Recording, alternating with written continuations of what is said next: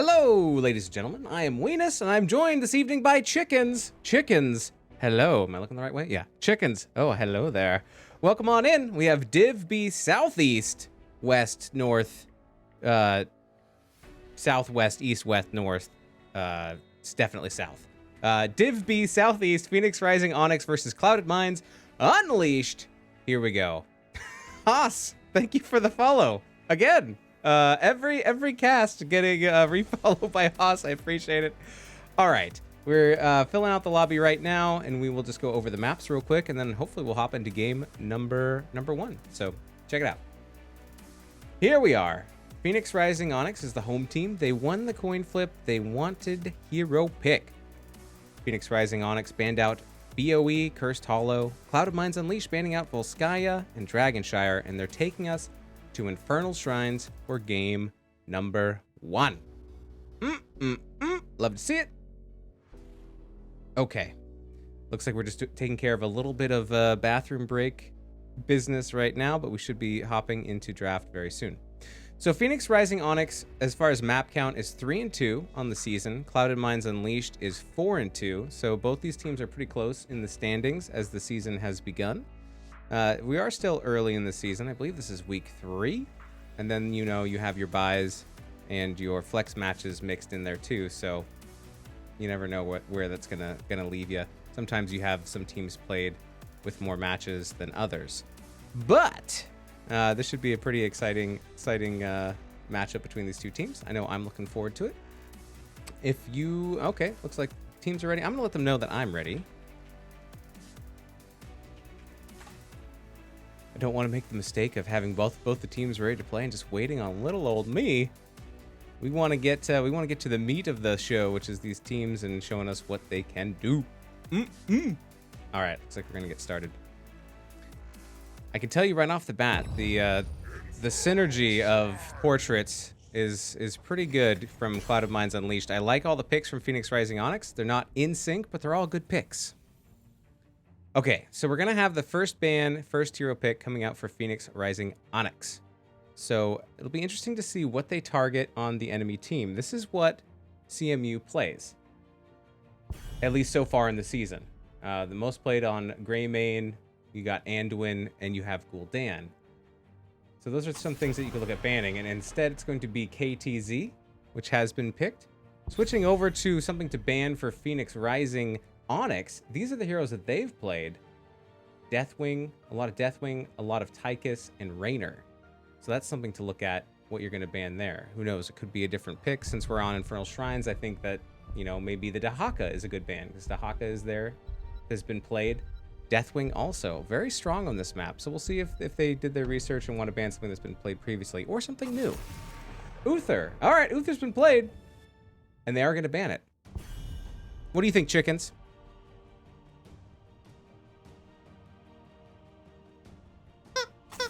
Very good. I like it. All right, there is the Hanzo ban. I believe that is a target ban for Smork Killer. Last ban coming out. Let's see what CMU wants to get rid of.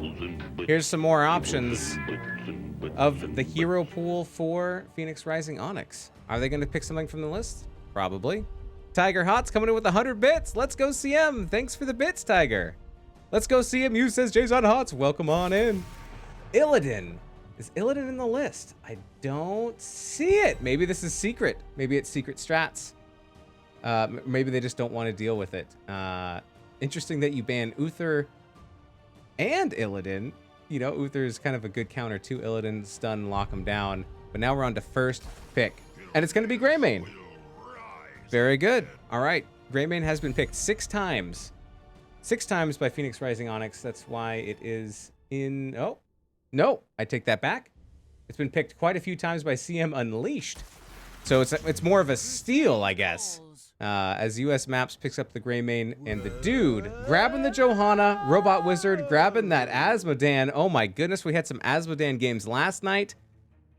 And now we're going to see some more Asmodan in Division B. I believe it was Division D last night. But the trend continues. I'd love to see more of Asmodan. Delilah going to grab that Anduin, Manduin, and Northern Touch. Picked up by May. I like a little bit of the Southern Touch. I guess actually it's Southern Comforts. That's what it is. Yeah. All right. Now I'll have to make a brand of booze called Southern Touch. I don't think it would do very well in marketing. Ruffian, thank you for the 69 bits. Go CMU, says Ruffian in chat. All right, last ban from Cloud of Mines Unleashed, and it's going to be the Gazlo. One more ban here for Phoenix Rising Onyx. Will they hit something on CMU's pool of heroes? They still need a healer, so they could target Anduin. Excuse me, they already have Anduin. Wow, so they stole 2 heroes. They stole Greymane and they stole Anduin away from the pool shown by Cloud of Mines Unleashed. Not wasting bans on them, instead picking them up, and they are going to ban out Traxxix's Deathwing. All right. Still plenty of offlaners to choose from. You can't ban them all. And now we're done with the bans. We're going to see a 2-pick coming out from Clouded Mines Unleashed. Smork Killer, grabbing that Sylvanus. And Denied, grabbing the Brightwing, leaving Traxxix with the last pick. Perhaps to counter the offlaner from Phoenix Rising Onyx. Getting a little bit more flexibility there, being last pick. You know, there's some advantages and disadvantages to having second pick. On the map, Junkrat getting picked up by Paco's Taco. I love the name. I am not impartial to tacos and burritos, so my bias is showing.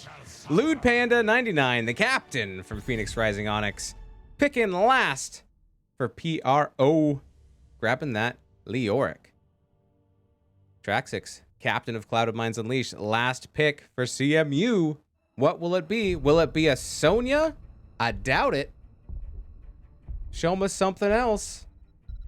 Maybe Malthael? I don't know. We'll have to wait and see. Oh, it is Sonya! Shame on me. Aww. All right, very good. Swap the rounds, swap them all around. Move your players around if you want to, but this should be a very exciting matchup. I like the wave clear of both these teams. We'll have to see who prevails on the objective, or if they're just going to split push with Sylvanas, split push with Leoric. We'll have to see. All right, we will get back with you in game number 1 right after this. See you on the other side.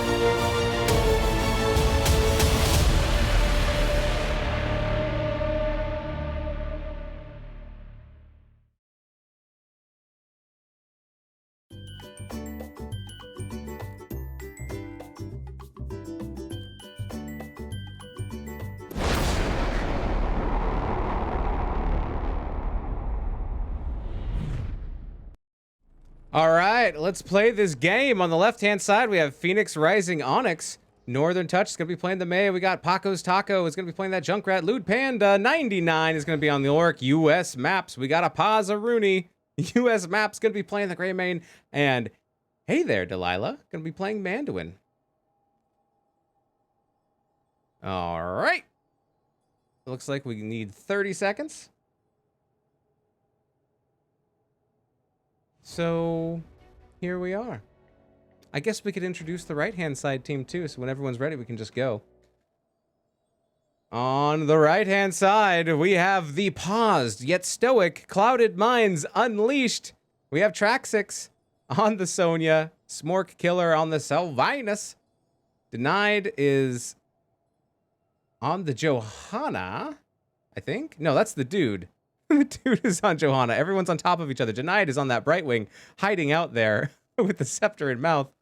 Let's see. Who are we missing? And we have Robot Wizard on Azmodan. Something you might not know about this skin is it actually takes longer to get your globes off. It's fractional, but something to keep in mind. Maybe you don't want this skin. Will it affect your performance? Maybe not, but it's so good that even though it's bugged a little bit against you, it's just, I think it's inspiring. It's so inspiring that maybe it gives you the advantage. Tactical pause. Yes. Yes, indeed. All right. In the meantime, we'll be waiting until we get everyone back. We just want to chat to get extra time with Weena, says Track 6. I hope that's not why you paused. I hope you had to pause for a legitimate reason. Okay, it looks like the teams are ready. And I think we're going to start the game as soon as we get the all go-ahead from both teams. Counting it down now. Let's get back in.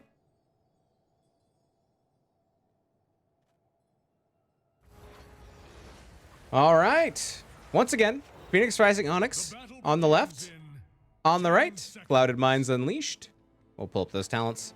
If you want to take a look-see-loo. Oh, we're going Gluttony there on Robot Wizard. My favorite. Looks like we're going Slam build on Sonya. Extra wound timers. Is it wound or wound? I think it's probably wound because it lasts longer, but aren't they spelled the same? Or do I just suck at spelling? Leoric splitting off. Gonna hit up top right away. Gonna be matched up there by Sonya. Meanwhile, the chaos continues in the mid. We're gonna see some rotations from mid down to bottom. You gotta get that soak, no joke. Food Panda getting a good chunk of track 6 health down there. You gotta land that spooky arm. You know, and able to compete. Sonya's got to spin inside the minions to basically catch up on trade there with Leoric. So we'll see if they're able to do that. They each have their own little mini game against each other. Already at 32 stacks here of Annihilation. That's pretty spicy. I like the move that Phoenix Rising Onyx is taking at the very beginning. They're stealing this neutral camp down to the bottom. That siege camp is getting picked up. Take that off the map. We still have 2 camps available. The dude checking to see what's going on for the camp for Phoenix Rising Onyx. Returns to the team. Looking for an engage here on Paco's Taco. And they're just going to end up clearing this camp instead. Let's check up on our top laners. See what's happening up here. More soaking. More soaking. Camp complete for Phoenix Rising Onyx. Even on XP, looking for 4. And now it's just going to be rotations. The camp is still up for Clouded Minds Unleashed. They're moving on it now. We do have the dude anchoring in the bush. Here comes Northern Touch to get their touch on. Maybe disrupt this camp pickup. Denied keeping the camp from getting leashed. Dude sitting on the front line. Here comes the Hyper Shift. And that camp will be claimed. There it is. Okay. Causing a little bit of disruption, but meanwhile, Traxxas getting some serious siege damage in the mid. That front wall's dropped about half health.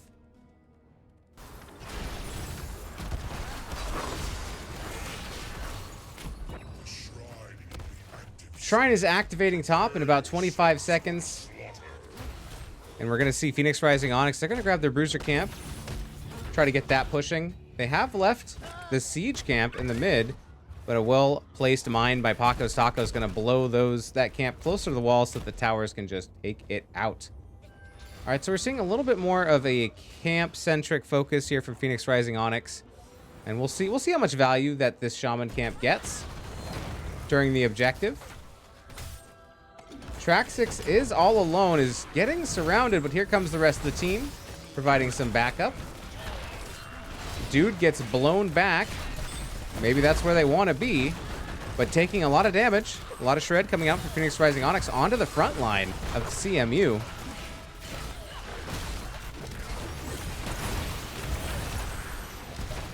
A lot of disruption coming from Paco's Taco. There's the big blind, and there's the blow up onto Sonya. It's going to be first blood. The dude taking a lot of damage as well. Going to be able to get out with 230 HP. And this puts Phoenix Rising Onyx ahead on the objective, but only by a little bit. And it looks like Clouded Minds Unleashed are going to give the rest of this objective and go soak elsewhere. So objective number 1 going over to Phoenix Rising Onyx. To grab those last few minions, there is a little bit of push happening down in the bottom. We'll see how much value they get with this Mortar Punisher. The first Punisher is weaker, but still can get the job done. Nice Iron Skin coming out from the dude.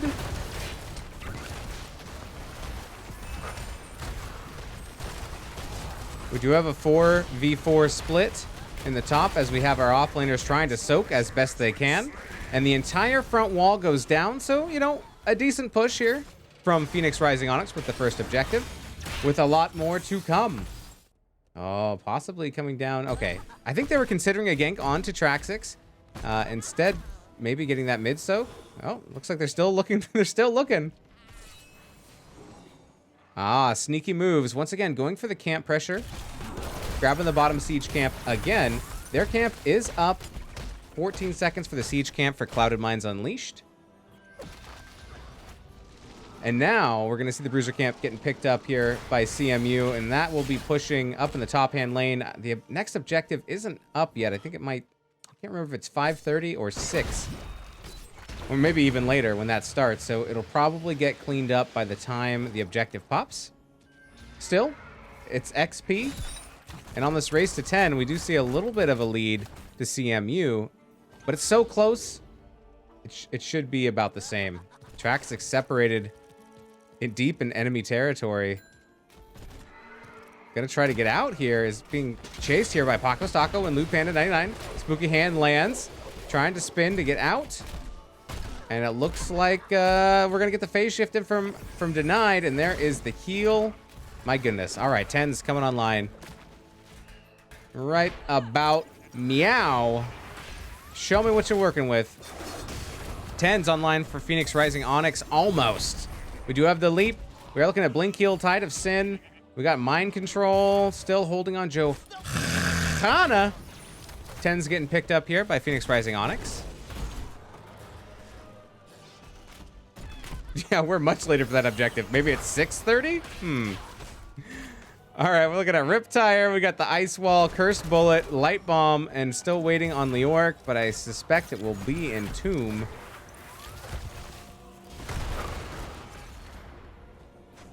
Nope, the next objective is just never going to spawn.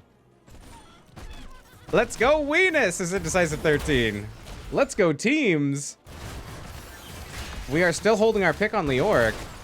Show me what I want to see. Northern Touch getting a good root there. Here comes Ice Wall, not catching.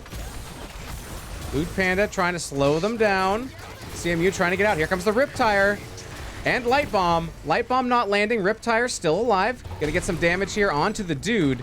And we will see the next objective at 7.5? No, it's not even on the half minute. All right. I'm drunk, apparently.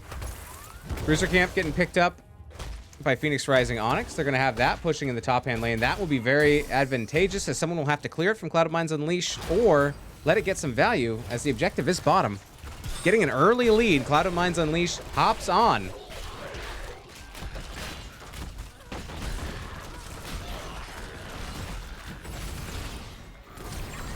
Here comes Displacement. The dude is blown back by Paco's Taco.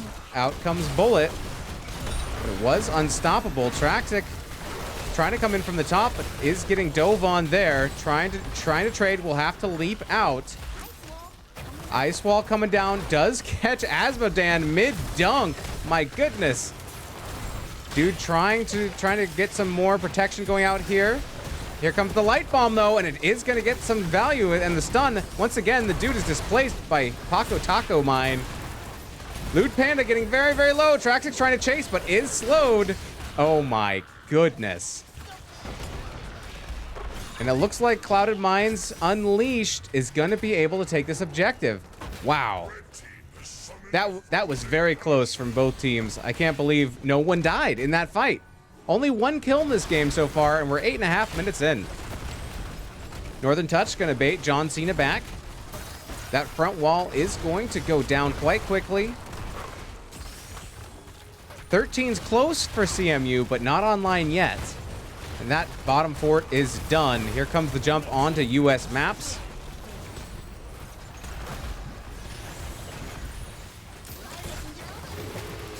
Riptire coming out and lined up here with Ice Wall, chasing, looking for Robot Wizard, getting some good damage in. There comes Bullet onto the dude. Phase shift coming in. Sonya leaping in. Traxxix trying to spin on US maps is going to get the kill. Smart Killer jumping in. Trying to put some more damage in. The Punisher goes down. 13's online. Bottom fort taken out. And not really much damage. I guess one tower down here in the bottom. So a decent objective push. With that kill, onto Greymane. Clouded Minds Unleashed is going to be able to take this siege camp unopposed. And maybe take some more camps while they're at it. Meanwhile, Loot Panda up top, soaking. Getting 13 for the team. 268 stacks of Annihilation. We are stacking Taste for Explosions for Junkrat, so we're at 66. That's actually pretty good. Get them stacks. Yep, and it's camp time as the bottom siege camps is picked up, and we're going to see a rotation from Cloud of Minds Unleashed onto their siege camp, as well as their bruisers. All the camps try to do as much painting of the map red as you can.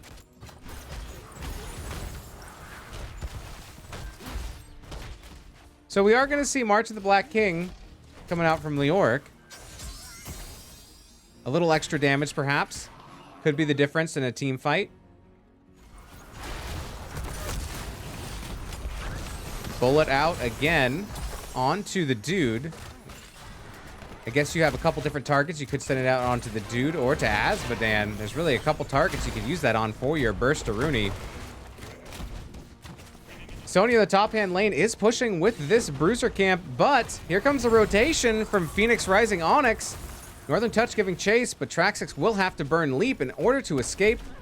Meanwhile, Sylvana shutting down the mid fort. Smart Killer, oh, taking a lot of damage, but getting that kill onto Leoric, and mid fort is in trouble, and it goes down as well. Split attention. Nice play by Cloud of Minds Unleashed. Putting pressure top and mid at the same time. That's tough. Phoenix Rising Onyx trying to get that gank top, but having to rotate back down to mid.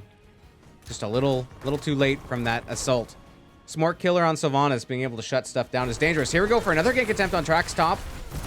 Here comes the light bomb, and it will be successful this time as Phoenix Rising Onyx are able to take Traxxix out, pick up their Bruiser camp, and look for 16s before this next objective. I don't think they have enough time to soak to 16, but they might be able to get some stagger here. Northern Touch chasing the dude. The dude walking away with that iron skin. KC Court, thank you very much for the sub. I appreciate it. Woot woot, happy Twitch baby with my boo wiener. Thank you very much. All right, the objective will be top. Here is the camp pickup. Once again, it is going to bump into the enemy team here, fighting for this objective. Sonya's back up. 16's actually almost online here, and there it is. It will be an even talent tier. I guess I should have the talents up. This is going to be some interesting combos here. Ice Wall. It's going to catch two. There's the yeet onto Northern Touch. Looking for the follow-up. The Blizzard not going to catch anybody, but maybe cause a little bit of slowing. A big orb coming out there. Big old dunk from Robot Wizard. However, Phoenix Rising Onyx has better position here on the objective. CMU is going to have to come in and fight them for it. There's March of the Black King. Going to get a little bit of healing there, but makes Leoric a target. Here comes the leap, and we'll be able to take out Lewd Panda. Traxxix, though, taking a lot of damage on the front. Here comes the light bomb, catching two in the back. And we're going to lose May. It's a double kill so far. Are we chasing? Are we doing objective? Looks like we are dropping back and doing objective things, as the top fort is going to be their next eye on the prize there for Clouded Minds Unleashed. And they will be able to secure this. It's a double kill going out for Clouded Minds Unleashed. Nice play there. Okay. Stack watch. Where are we at? We're at 96 now on Taste for Explosions. 388 for Annihilation. So we are almost fully stacked on Azmodan. Getting on up there.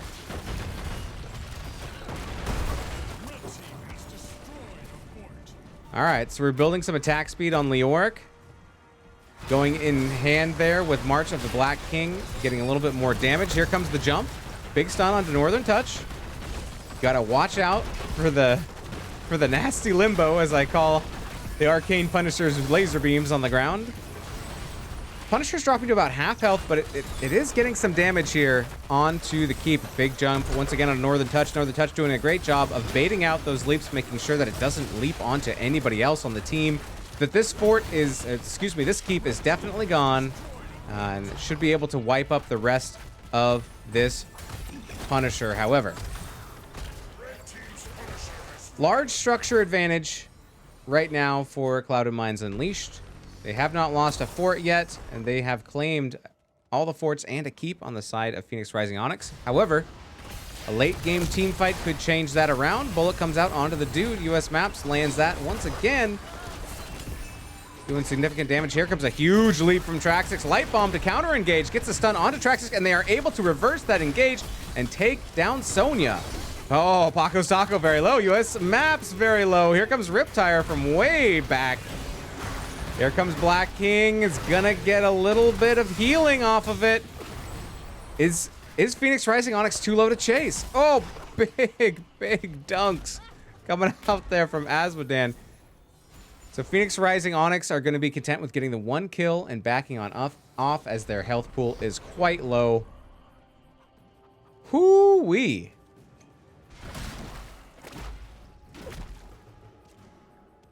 Oh, it's because it's been 9 months, Casey. That's what the Twitch baby is. Yeah. Sorry, I missed that earlier. Ruffian says, I get it. even if Weenus doesn't. Oh my goodness. All right, Bruiser Camp is picked up here by Clouded Mines Unleashed. We might see an engage on the Siege Camp. Battle for the Goatmen. Here comes some big dunks, just like taking half the health from Paco's Taco every time that lands. 20's online for Clouded Mines, and I bet we will see, yes, we will see Pride, so getting even more damage from those big old globes. Globe of Annihilation really starting to hurt this late in the game. 20's online for CMU, but not Phoenix Rising Onyx, so they probably want to wait and not fight until they get 20 as well. So look for them avoiding fights if possible and trying not to get caught. Looks like CMU wants to force a fight, though, at 20, or try to get a gank here. They could force the fight by pushing the wall, but they're going to try to hide in this bush and hope for a good rotation. But it looks like they're not going to get their wish, as a very smart and safe rotation coming out from Phoenix Rising Onyx, as they are just about a quarter of a level away from 20 themselves. Front wall is now taken down. The Orc is still top, defending against the camp, so this is a 5v4. You don't want to lose anybody, though, right before an objective on either team. We do have the Shaman camp continuing to push up top here for Phoenix Rising Onyx. They have something to their advantage, and 20's now online. Oh my goodness. Those globes. They hoit. All right, 20's online for both teams. All right, here we go. Here comes the engage. The dude stepping up. Denied coming in with some heals. Mind Control coming out, and there's the Yeet of Faith onto Northern Touch. Delilah pulling him back. Smort Killer hiding in the vent, trying to get some pot shots, but a nice displacement there from Paco's Taco. Waiting for the heroics to come out. Traxxas getting very low. Here comes the Ice Wall. Is not going to catch anyone. Riptire coming out. Does land on the dude. Mind Control goes out. Does not quite connect. And in this race, Phoenix Rising Onyx is ahead with 31 now. No one's going down. But here come the big globes. Traxxas will fall. Getting the first kill there. Oh my goodness. Here comes Light Bomb. We are going to lose Junkrat. And its objective is going to go over to Phoenix Rising Onyx, and it's going to be a double kill, 2 for 1. And here comes a potentially big push with 2 members down on Clouded Mines Unleashed, with 40 to 50 seconds until they come back.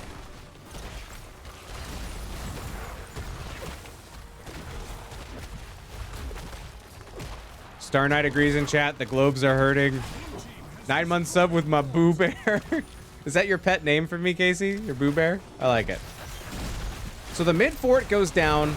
Punisher has about 60% health left. Looking for that mid keep. It could be a win condition, possibly, for Phoenix Rising Onyx if they take out that one keep. But it is going to get shredded by Clouded Minds Unleashed. So a pretty good defense all around for CMU. Meanwhile, the goat men doing goat things. Seizing the opportunity, Phoenix Rising Onyx makes a smart call and eliminates this top fort to, you know, kind of alleviate some of the pressure in the top hand lane, because that is where they are missing their keep. So I like that call there. Good selection from Clouded Minds Unleashed to grab the camps, especially with vision on Phoenix Rising Onyx top. They're going to grab a couple camps here. They should get cleared up by roaming Phoenix Rising Onyx. And unless we see some kind of gank attempt, we may not see another engagement. Oh, we are going to see a camp invade. I think we're going to see a trade here. Nope. Both teams wondering where the other players are, hiding on the other side of the map. And they think, all right, maybe they're going for a keep. And really, they're just here waiting for a rotation. Not wanting to rotate through, hearthing back instead. Now, Clouded Minds Unleashed say, okay, let's go get that keep if we can. Smart Killer shutting down the keep. Ice Wall not quite landing. Northern Touch taking quite a bit of damage. Is Polymorph gonna pop the trait, and it is gonna be able to survive with that healing. Out comes the Riptire, catching a few in the back. Reset on Riptire. It's hopping around. Oh my goodness. An excellent dodge there by Denied. I think they actually dodged that Riptire. My goodness. All right, no one goes down. Keep stays up, but we are split on the side of Phoenix Rising Onyx. CMU looking to engage. Holding the leap. Gonna settle for the camp instead. Do see Leoric top.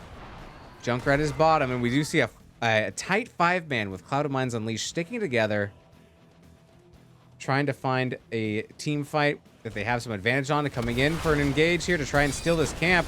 Mind control onto the Mei. The Yeet of Faith. Pulling Northern Touch back. An excellent pull by Delilah. Another pull there onto Paco's Taco. Maybe midair from that mine displacement, but either way, the heals and the saves coming out from Delilah this game are excellent.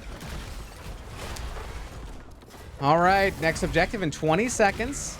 We're going into 22 minutes now, so we are late game. If you get 3 kills or more, you have potential for going all the way to core. We're going to see Clouded Minds Unleashed start this objective, get in position, be ready to go there. But nearby, Phoenix Rising Onyx ready to fight it out for this next objective, which will be marching down the top hand lane. So if Phoenix Rising Onyx doesn't get this, it'll march right onto core.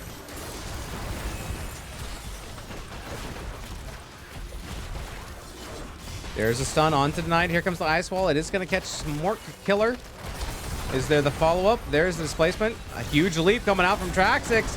Light Bomb going off for the counter engage. We do have Riptire, and it's going to be Johanna that goes down. Loot Panda getting very, very low down in the back, trying to suck the life out of Robot Wizard, but will drop.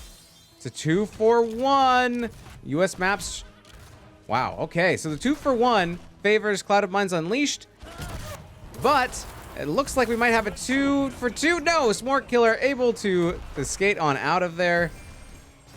But Phoenix Rising Onyx is going to be able to sit on the point and start progressing that further. 4v3 headed their way, though, from Clouded Minds Unleashed. Loot Panda still has 23 seconds until they spawn. There's a team fight advantage. Oh my goodness. We are going to lose. The bottom keep goes down, the pressure down there. Now we're going to see a couple of catapults onto the core. Loot Panda is back up. Trying to heal up off of Smart Killer. Northern Touch very low. Here comes a big Ice Wall. And here comes March of the Black King, but we're going to lose Mei. US Maps trying to get that kill into Denied. Chases it and cannot get it. Double kill once again going out to Clouded Minds Unleashed. And this should secure the objective. No, it might be more than a double. It is a triple. And this is going to be a tough defense here from Phoenix Rising Onyx. Upgrade it to a triple. Triple kill! Oh my goodness. Is it more? No. Delilah and Paco Stacco should be able to get back. This is going to be real tough. Real tough to defend, though. Blue team's core is under attack. Here comes the siege. The Punisher has not quite made it there. Here comes the defense. Riptire comes out. Is blown up there by some big old donkey honks. And this core is dropping fast before the Punisher even gets there. Game number 1, going over to Clouded Minds Unleashed. GG's. Well played. Feed me.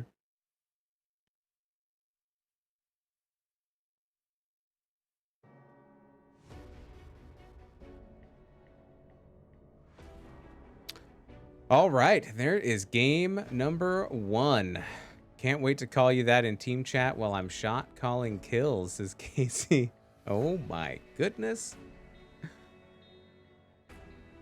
Oh my goodness. All right, well, here are the post-game stats.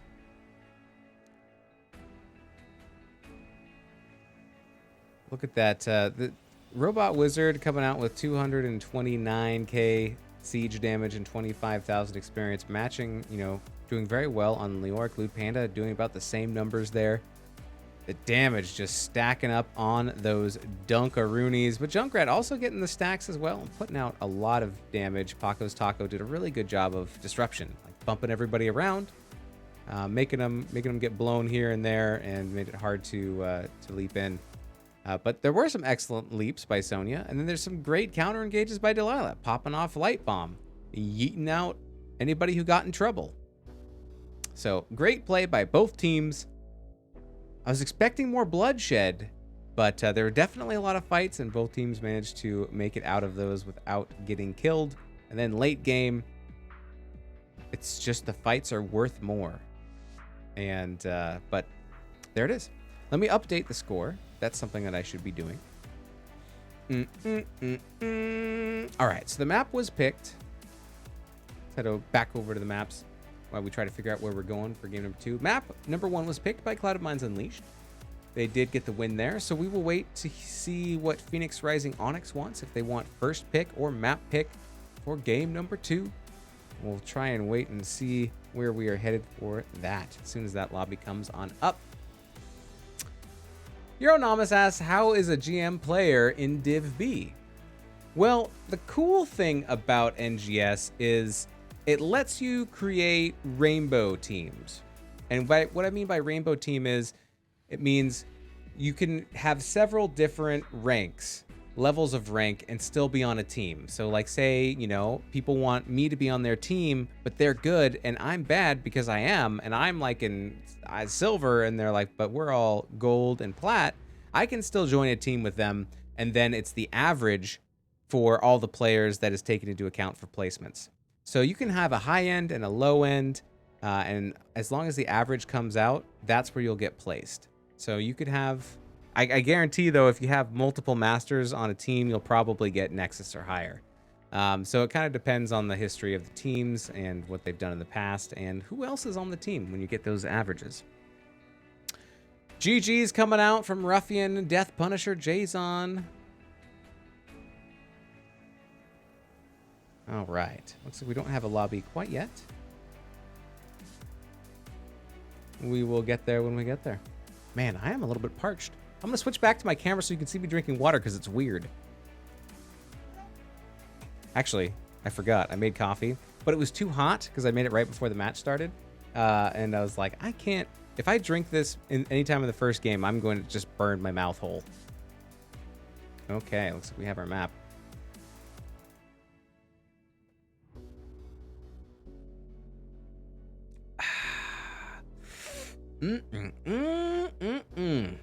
Coffee. Gotta energize. All right, so let me see. It looks like we have map pick. Is that right? Looks like map pick coming out from Phoenix Rising Onyx. So we will put that down. And we are going to one of my favorite maps. And here it is. We are going to Tomb of the Spider Queen. where you too can collect as many spider butts as your heart's desire.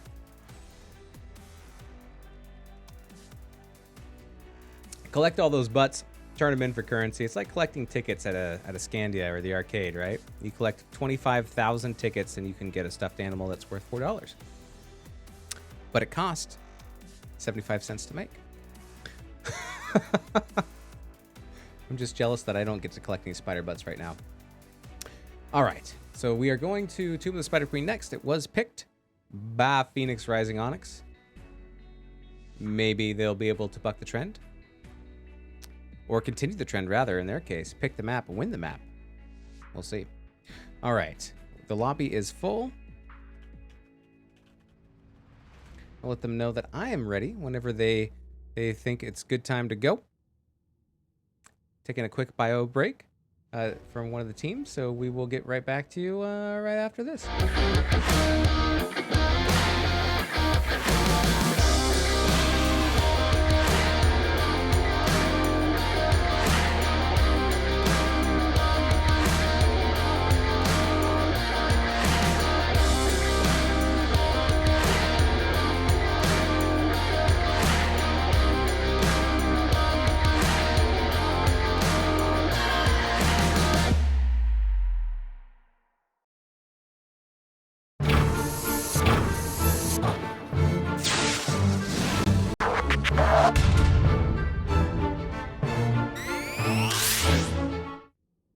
Okay.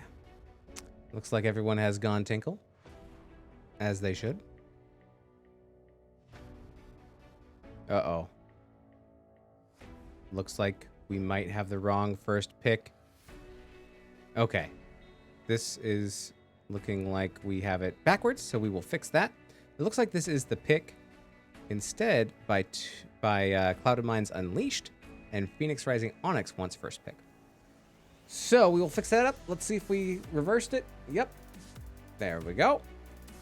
GG's and good luck for the rest of the series. Have a great night, fam. Thanks for stopping by, Casey Court. I hope you have a wonderful practice. Good to see you, my friend. All right. So when the captain gets back, we'll be able to switch up our lobby and make sure that those settings are right before we launch the draft. And then we'll get to it.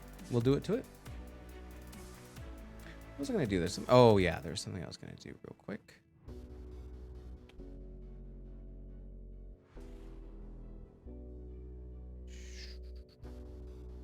Let's do this real quick. A little housekeeping while we're waiting for a second. There we go. Okay. Got to remind myself to re-enable that. So this just in, we do have an interview happening for the bio break.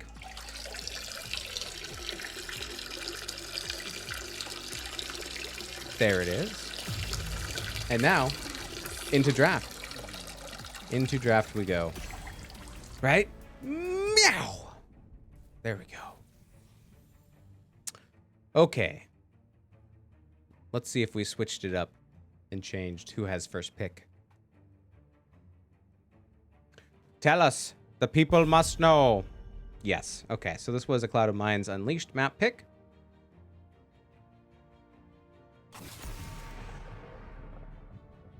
Tomb of Spider Butts. Okay. Very good. All right, once again, banning out the Hanzo. Uther getting banned as well from Clouded Minds Unleashed. So far, sticking with some familiar bans. Believe, what was it? Was it KTZ that was also banned by Phoenix Rising Onyx in game number 1? We'll have to see if that continues. Star Knight redeemed request soundboard clip for 469 mother cluckers. I want the Deckard Cain one, Weenus. Okay, let me know if you can hear this, because I changed something to where it doesn't repeat, but let me know if you hear it. Oh, stay a while and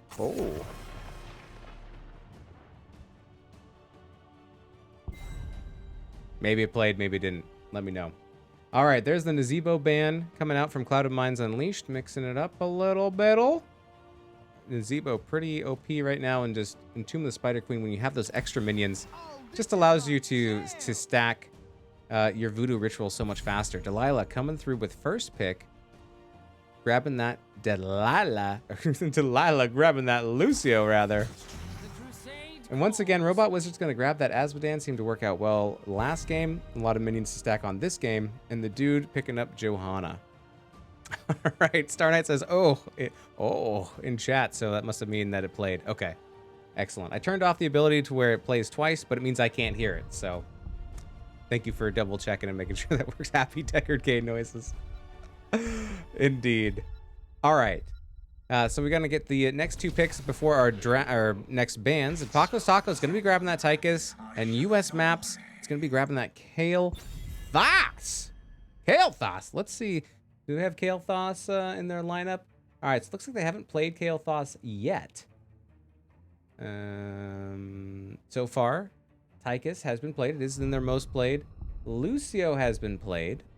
But Kale Thos is going to be a new pick here. A new first-time debut for Phoenix Rising Onyx in NGS Season 12. Clouded Mines. We have seen the Johanna played. We have seen the Azmodan played, even last game. So, sticking with what works. Death Punisher coming out with some moist motes. Sweat. Ooh, sweat drops. Yes. Yes, indeed. All right, so we're going to ban out Diablo. Could be a reason for picking Tychus instead of banning it against your opponent. Pick it, and then you can grab Diablo. And we're going to see the Mandarin Bandarin coming out from Phoenix Rising Onyx. They decided that they didn't want to take it, and they want to make sure Clouded Minds Unleashed doesn't get it. Maybe making Denied sad. Denying Denied. Sounds like a brutal life. Okay, bans out of the way. We'll start forming up the rest of our comps here. It wouldn't surprise me if Track 6 was picking last again to try and counter whatever Phoenix Rising Onyx comes out with for a solo laner. Smort Killer picked up the Sylvanas again. So far, 3 out of 5, all same heroes for Clouded Minds Unleashed. They do grab the Stukov.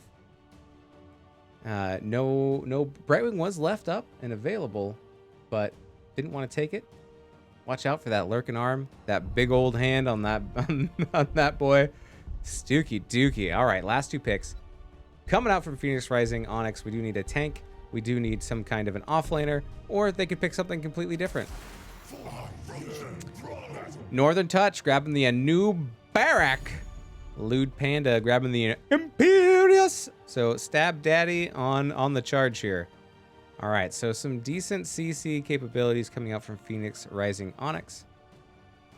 You have Gravity Lapse from Kale Thos. You got Double Stun from Anubarak. And you got the Shish Kebab from Imperius. Maybe Kidnap. We'll have to see. Track 6 will be the last pickup here. And it's going to be Deathwing. Not banned out this game. 420 Skycake asks, can I please get an old fashioned? Like an old fashioned? That's a drink, right? It's just like really old whiskey. They're like, yeah, here's whiskey from the 40s. It's old fashioned. I don't actually know what goes into an old-fashioned. Someone will have to let me know. Or is it drug-related? I don't even know. All right, we're going to hop into game number 2 right after this. We'll see you on the other side. Stay tuned.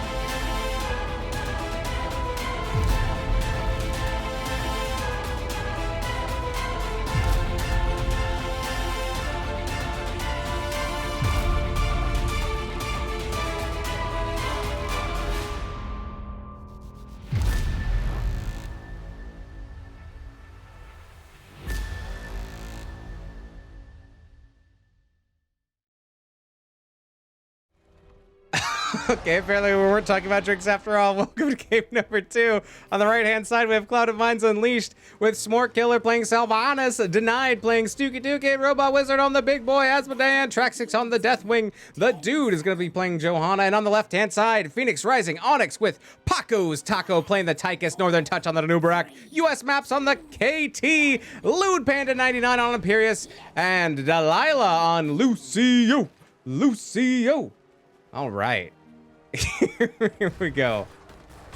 Thanks for clearing that up, Bashing Yetis. I appreciate that. And Skycake, we'll have to figure that out at WinnesCon, so incentive, perhaps.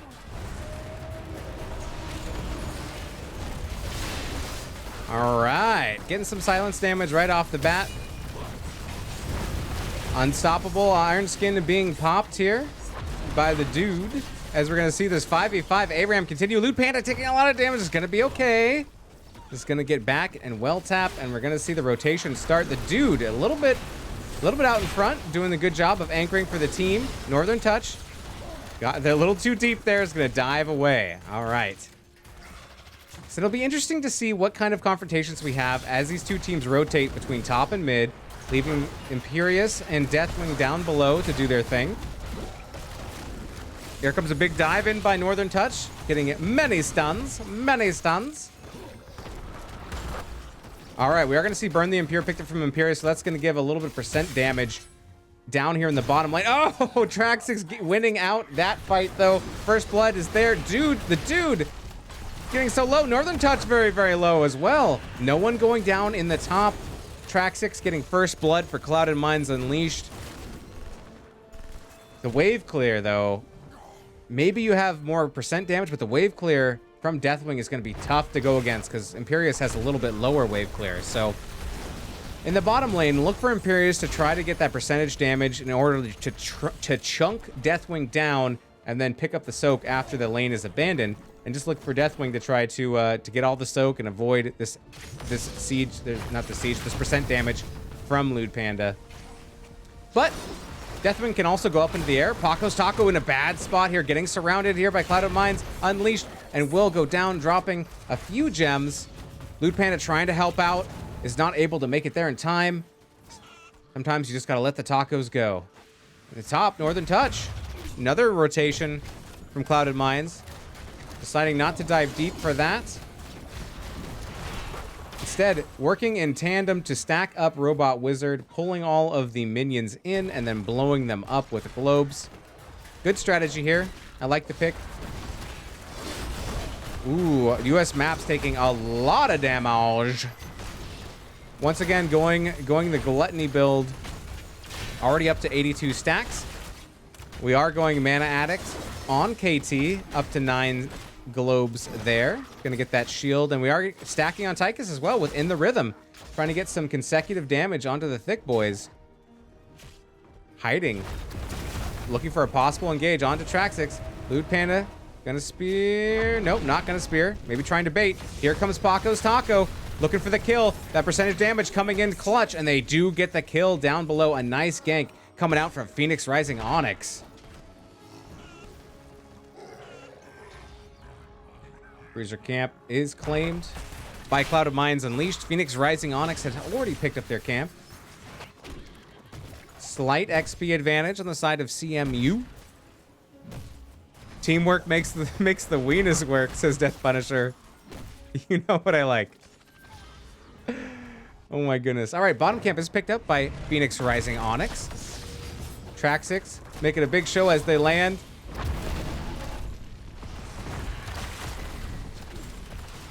Neither team has quite enough for a turn-in, but they are very close. 7's online, though, for CMU. Who's holding the gems? We got 15 on Smart Killer. Most of the gems have been turned in. Who's holding all the gems? 21 on Loot Panda. A nice spear coming in onto the dude. Popping that Iron Skin. Here comes the boot from Delilah. Oh, but it looks like the rest of the team didn't think that chase would end well and decided not to follow up. But excellent execution there by Loot Panda.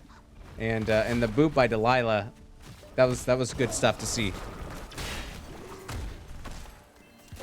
All right, so who's holding all the gems? Newbrack's got 8. US Maps got 9. I guess it's kind of all spread out on the side of Phoenix Rising Onyx. Both teams now have enough to turn in. That's right. We did get a good chunk of Loot Panda's gems in. Here comes the Impale. Gonna land. Smart Killer getting very low, trying to get healed. Does get the booger, but it's not enough. And there is a kill from Phoenix Rising Onyx. Maybe this will allow them to turn in. Meanwhile, Deathwing is pushing bottom. Traxx getting some value there. 11 from Delilah will take us over the top. And there it is. Webweaver phase activated for Phoenix Rising Onyx for the first push. Top lane will probably get cleared out by the time the Webweavers show up there. Top lane is the boss lane. So it could be where Phoenix Rising Onyx wants to push first, or they might want to clear out mid. We'll have to see. Right now they're split. Loot Panda hanging out bottom, and we are going to see a lot of resources dedicated to the top lane.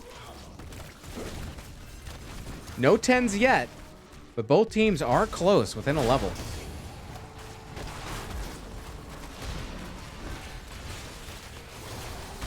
More coffee. 1 second.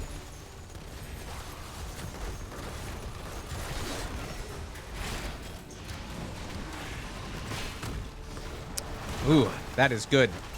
Okay. Excuse me. So we're going to see Imperius go mid. Uh-oh. Went down the wrong tube. Loot Panda is going to push with the mid Web Weaver and get some siege damage in there. Here comes Cataclysm from Traxxas. Going to make sure that they can't be an invade further than that fort. But, you know, a relatively good push for Phoenix Rising Onyx with the first Web Weaver phase of the game. They're able to get an entire fort, and they make some progress up on the top, taking out one tower and the front wall.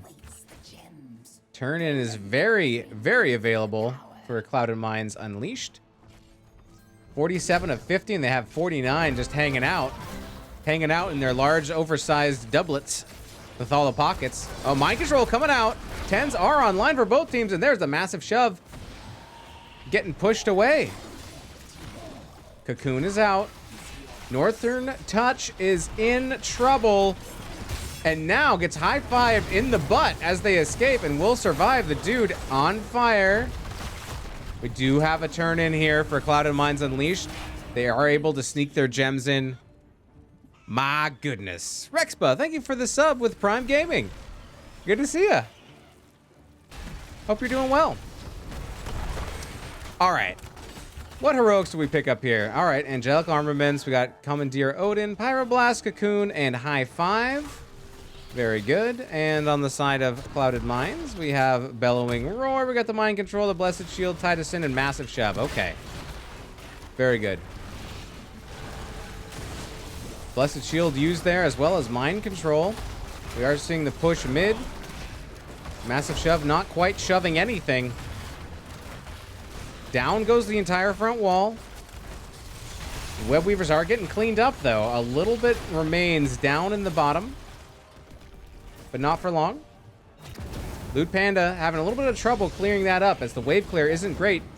Looking for a gank opportunity, or maybe just to clear out from this tower, from this fort. See if they can save it. They cannot. Phoenix Rising will lose their bottom fort, and now we're 1-1 as far as the fort game goes, and XP is tied. The kills are tied. This game is so close so far. We do have another turn-in available from Clouded Mines Unleashed, though, if they want to try to get that turned in.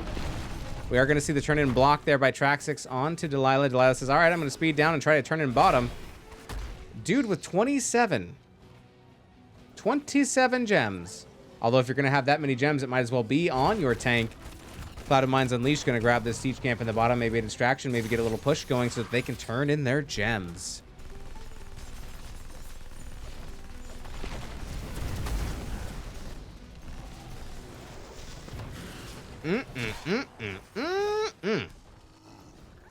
All right.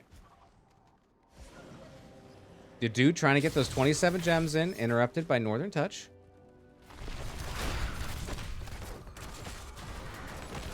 Denied trying to get 20 gems in.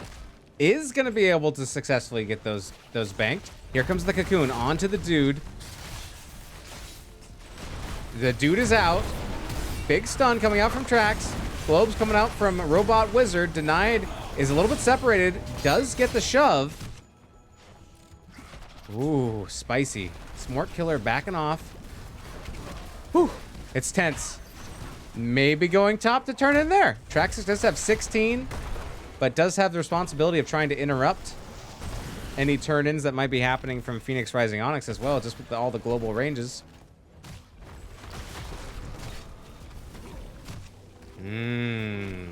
Okay. 13's online for both teams. Pull those talents back up. Not quite connecting there with Northern Touch. Definitely having them back up. The dude trying to turn in, but it's just not going to happen. Phoenix Rising Onyx is doing a great job of keeping the turn-ins from happening. Traxxas is able to get those gems turned in bottom, though. Or maybe they already did. I can't remember. Fire damage coming out into track 6 is going to be burning, burning, burning. 47 to 55. Out comes mind control. Both teams do have the turn-in now as we do see Cocoon come out onto Johanna. Quickly freed. The dude is released. It's going to take a lot of damage. Here's a follow-up from Lewd Panda, and there is the kill onto Johanna. Odin coming out. Angelic Armaments. Smork Killer gets caught in the flames, and it looks like we're going to have a turn-in available for Phoenix Rising Onyx that I don't think can be interrupted. We do need these 12 gems turned in. No, we just need 10 now. 10 more. All right, we just need, oh my goodness, we need 6 more. 6 more gems. Lewd Panda's got it up top. The next push is going to be for Phoenix Rising Onyx as we get into our next Web Weaver phase. Northern Touch, a little bit checking out, see what's going on the enemy side of the map. Trying to get some early vision. Oh my goodness.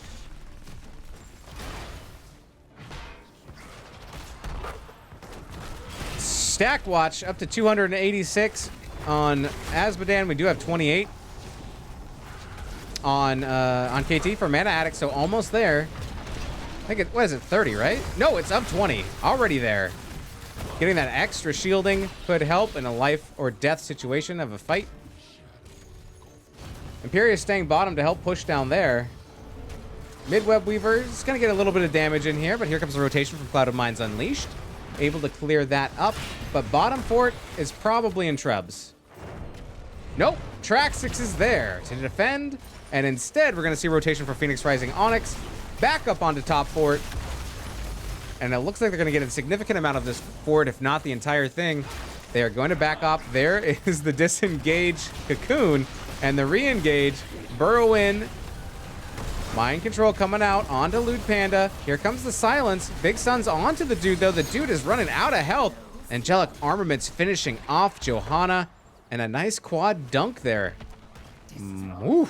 All right, so another kill here coming out from Phoenix Rising Onyx, and they do have the 16 talent tier advantage, so they transition immediately onto the boss. Gonna pick up this big old toilet paper wherein, is it a dog, a wolf, or a something? I'm not sure. Meanwhile, while that's happening, we're gonna see a 1v1 Traxxas versus Lewd Panda. Ooh, no respect for the 1v1. It's turning into a gank. The slow has been activated. Here comes the dunk. There's no fort to retreat to. Here comes the mind control, and there is the pick on to Imperious. They do get the pick on to Sex Panda. Lewd Panda, excuse me. How lewd of me. Here comes the stun. Catching quite a few, but this is a choke point that Clouded Minds does not want. Denied. Gets smoked. Here comes the Pyroblast. Nothing Smork Killer can do, and it's a double kill. Going out to Phoenix Rising Onyx, getting those counter kills, and this is the Web Weaver phase push for Clouded Minds, which means that it's probably going to be able to get cleared up without getting a whole lot of value, as the top boss is still pushing, getting a little bit of value, but it keeps Clouded Minds from pushing with their spider butts.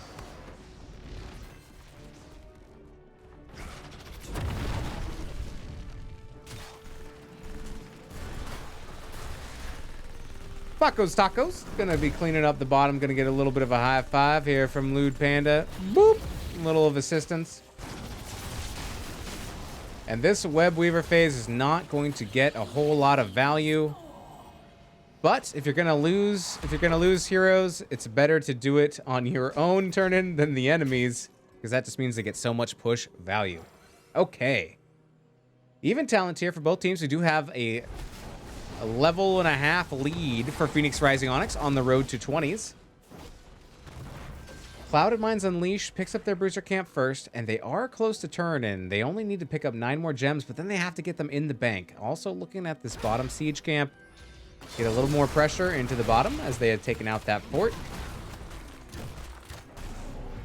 Boss won't be up for another 3 minutes, so don't have to worry about that at the moment. Northern Touch, anchoring in the bush. Dude, knowing that they're there. Nice scout out.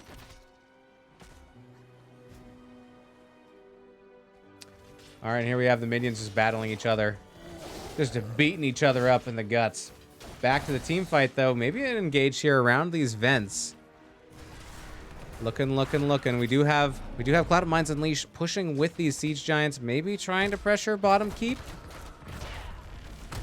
Maybe looking for a good setup, but it looks like they're not finding it, and they don't want to push forward too far. And that camp is just cleaned up by Phoenix Rising Onyx.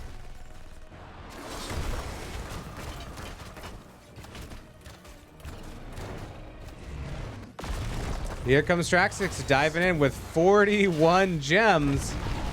Does get the stun here on the Lewd Panda and Delilah, and a nice follow-up globe from Robot Wizard. Cocoon goes out onto the dude. Traxxix trying to keep everyone back. Not enough gems for a complete turn-in from Phoenix Rising Onyx. And here comes the rotation from Traxxix and S'more Killer trying to turn in bottom. Northern Touch is there. Does get the double interrupt. Here comes the silence onto Paco's Taco. But there's a big dive onto S'more Killer, and they are not able to get away in time. And there is a pick. Phoenix Rising Onyx gets, preventing the turn-in for now. Still enough gems on the board to get it. Here comes the Bellowing Roar. Traxxix is going to pop Cataclysm to get on out of there, but left behind, it's the dude. Iron Skin is popped, and what a bunch of healing pops out there. And the dude is able to get away just fine. All right, and there is stacked at 16 minutes and 46 seconds. We are stacked on Azmodan with Annihilation. Almost at 20, though, for Phoenix Rising Onyx as they elect to go down bottom. Get this bottom fort for free. Getting that pick allows them to do this, and they're looking pretty good as far as structure-wise. They've only lost one fort, and they have now cleared every single one of the forts from Clouded Mines Unleashed. 20's also online. 51 gems now on Traxxix. Oh my goodness. Bashing Yeti says Rexba? Question mark.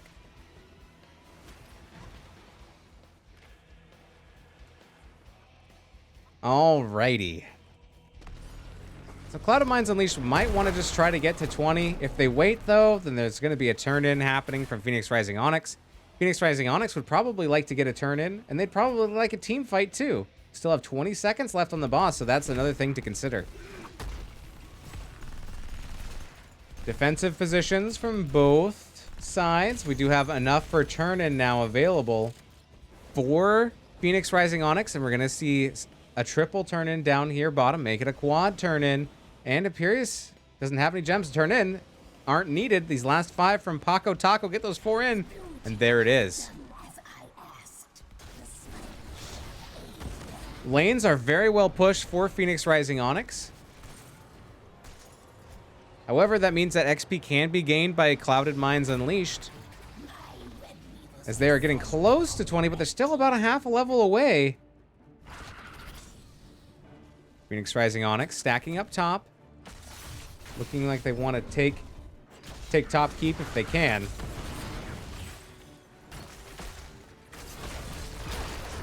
There it is. We're going to see Odin popped up to siege in onto this top fort, and it is going to be given by Clouded Mines Unleashed. So they are very close to 20 and don't want to fight it quite yet. They are going to clear out mid. Top keep goes down. Now we'll have to see if the engage continues. We are going to see Phoenix Rising Onyx back off. Head away. Go somewhere else. There is more to push, though, they say, as they rotate mid. Take out the rest of that wall. Webweaver in the bottom is almost taken out. We do have Azmodan responding to that. Will go down. 20's now online for Clouded Mines Unleashed. Here comes the mind control onto Northern Touch, but it's going to get high-fived right out of that. Lucio says, no way, I'm going to slap you right in the face. Delilah saying, snap out of it, you big bug. All right. Even talent tier. Clouded Mines Unleashed down a keep.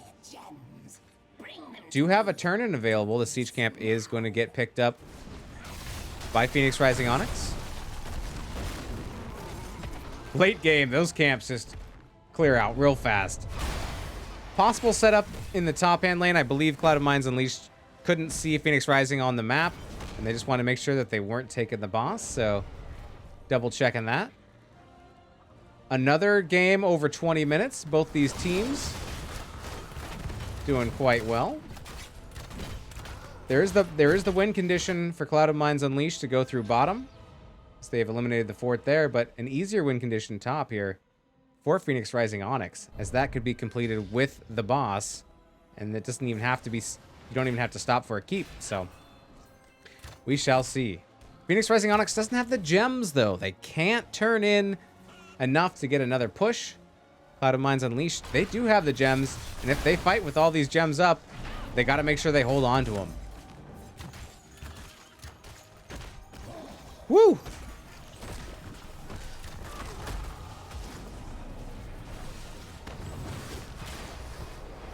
Gotta be careful about fighting in the spell shield.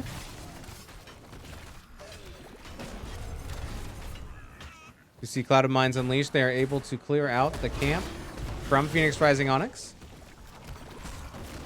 I'm sure they'd like to turn in if they could. The lanes aren't pushed out in their favor, though.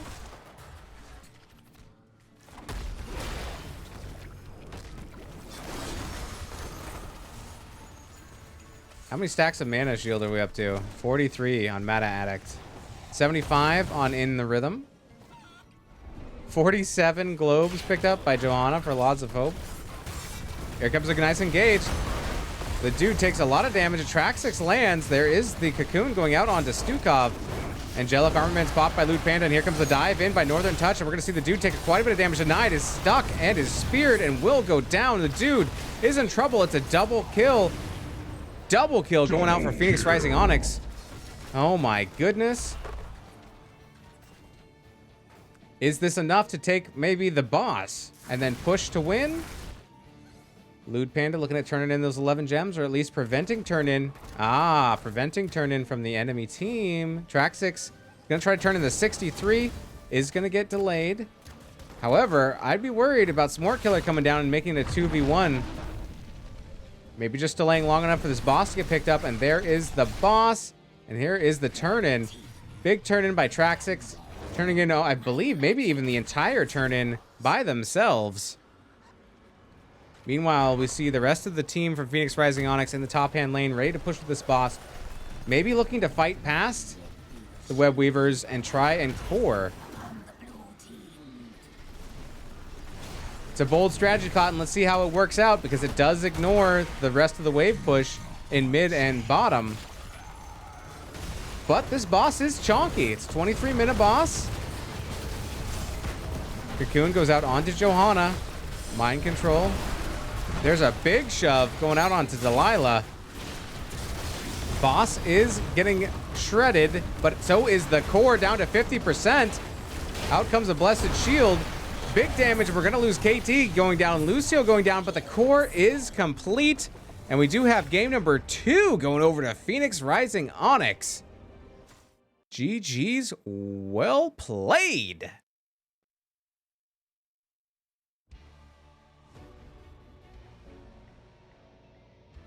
All right, that means we're going to a game 3, ladies and gentlemen.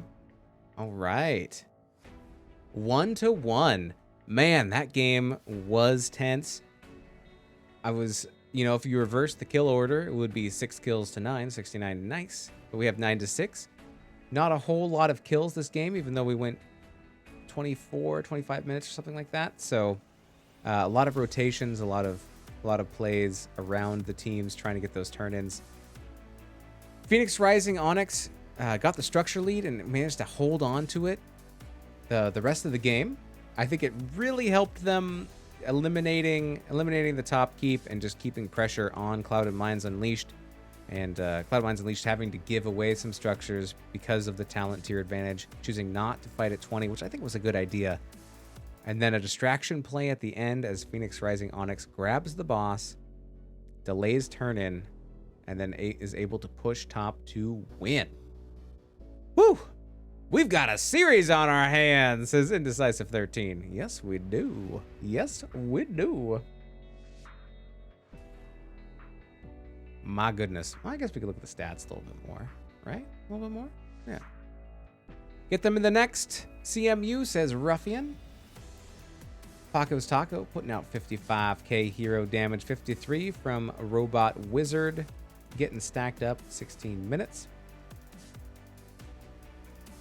Both teams at the end, they knew how much a team fight meant and wanted to make sure they picked the right one before engaging. Interesting. The most experience picked up for Phoenix Rising Onyx was from Paco's Taco, grabbing that 15k Robot Wizard grabbing 19k Soak. Or Clouded Minds Unleashed.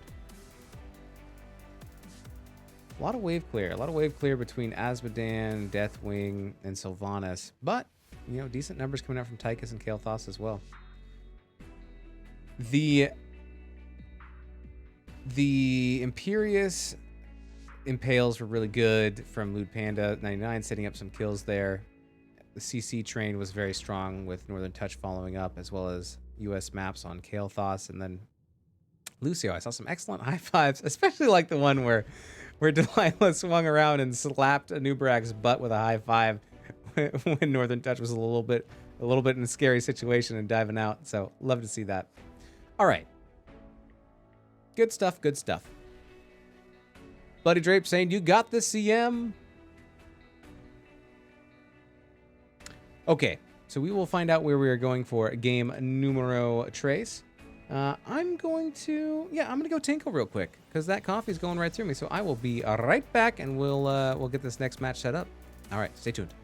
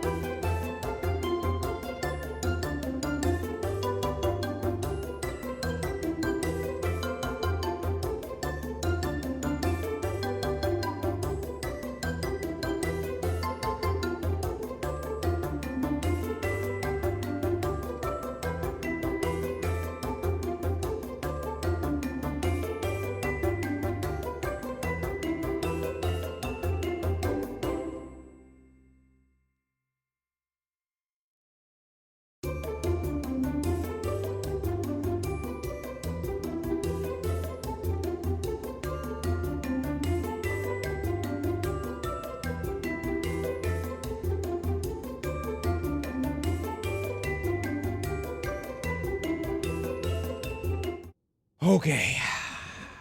Tinkle complete. Looks like we have our next map. Let's go right to the maps and see what we've got. That's right, we are going to Alterac Pass. And this was, I believe, this time picked by Phoenix Rising Onyx. As first pick was picked up by Clouded Minds Unleashed. Just adding my notes down here. Yes. Okay.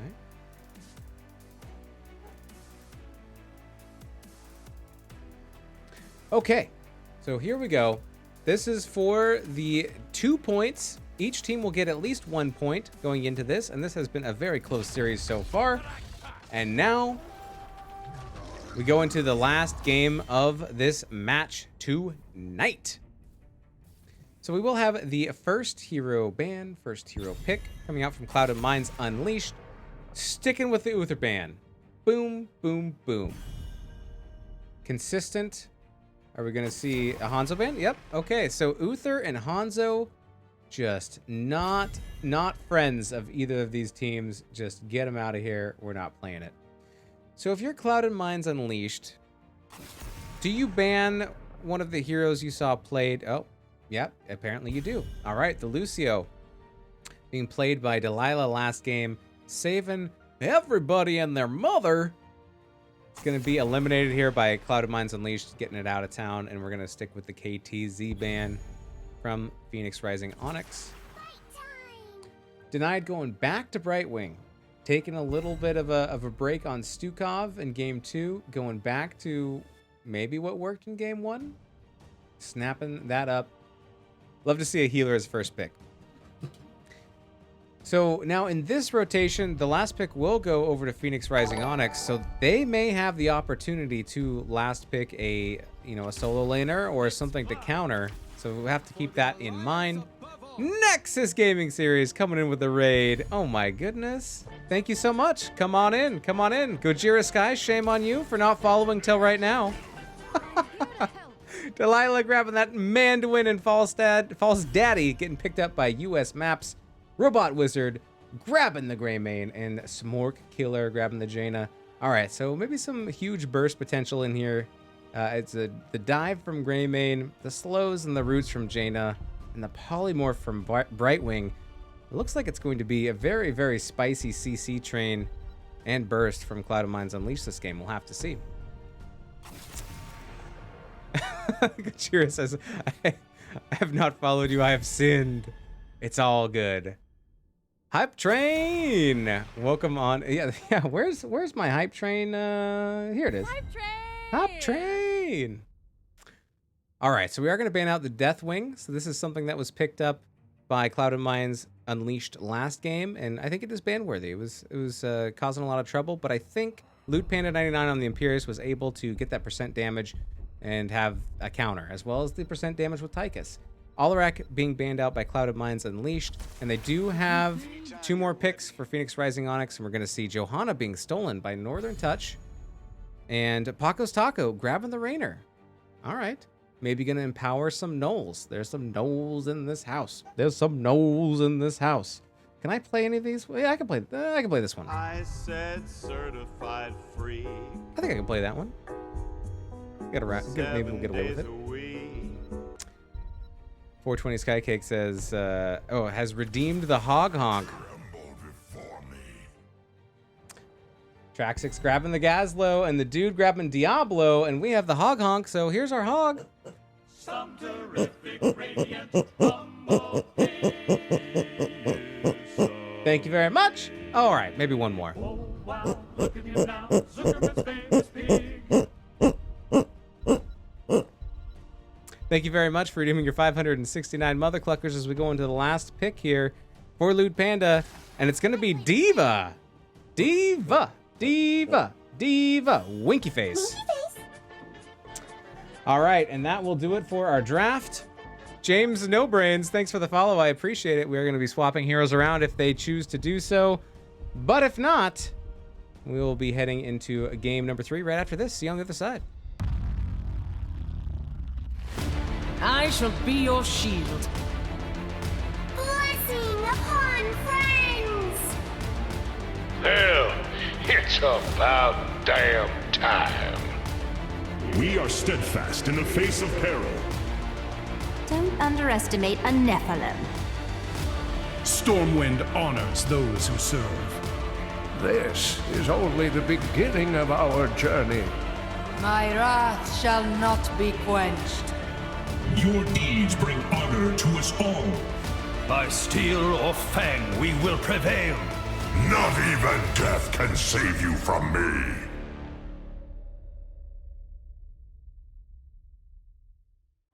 Game number 3, here we go on the left-hand side. Phoenix Rising Onyx, where we have Northern Touch playing the Johanna, Delilah playing Mandarin, Paco's Taco playing Arena, Loot Panda 99 on the Diva, US Maps on the False Daddy. On the right-hand side, we have Clouded Minds Unleashed with Smork Killer playing the Jaina, Robot Wizard playing the Greymane, the Dude on Diablo, Denied on Brightwing, and last but not least, track 6 with the Battle Gloves playing that Gazlo.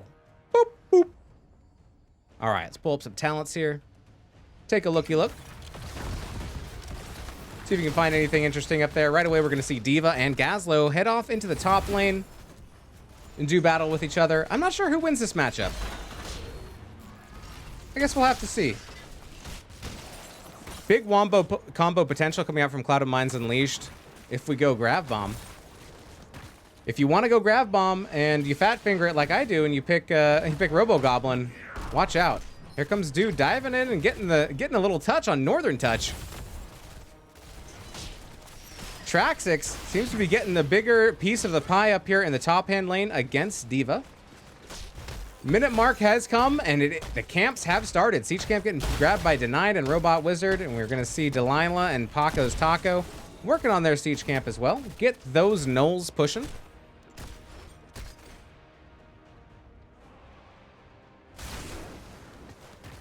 Meanwhile, in the bottom lane, US map seems to be getting a little bit of out-trading Smort Killer down there in the bottom. But here comes Denied. Give a little healing. Little bit of that right wing healing. All right, both camps picked up. Now it's time to fight with them in the mid. They have not, looks like they haven't been inspired yet by Paco's Taco. Here comes Denied and Smort Killer to make this a 4v3 as Falstad is bottom. Can fly if they need to, but this is just a minion cleanup. 4 is online for Clouded Minds Unleashed as they get there a little bit ahead of Phoenix Rising Onyx, but it's close. Very, very close. All right, we are going to see Paco's Taco looking in here, possibly for a gank here onto Traxxix. It's going to get that penetrating round and knocking Traxxix back, but Traxxix is safe. Not going to get ganked. Not today. Maybe later today, but not right now.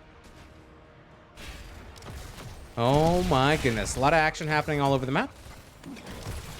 The dude coming in for a flank is going to get rooted. Nice root coming out from Delilah. A dude being pretty aggressive this game. Not that that's a bad thing when you're on Diablo, right? You want to be aggressive for your team, trying to see what picks you can find. Traxxix seem to be doing quite well up top. We do have siege camps back up again and ready for action. What did Falstad go? Falstad's going Gathering Storm. All right, so it's going Hammering build. Just going to stack that on up. Meanwhile, both teams grabbing their camps. Do a little dance. Do a little dance. I love the suit. Well done. Bye-bye. All right. There is the hearth.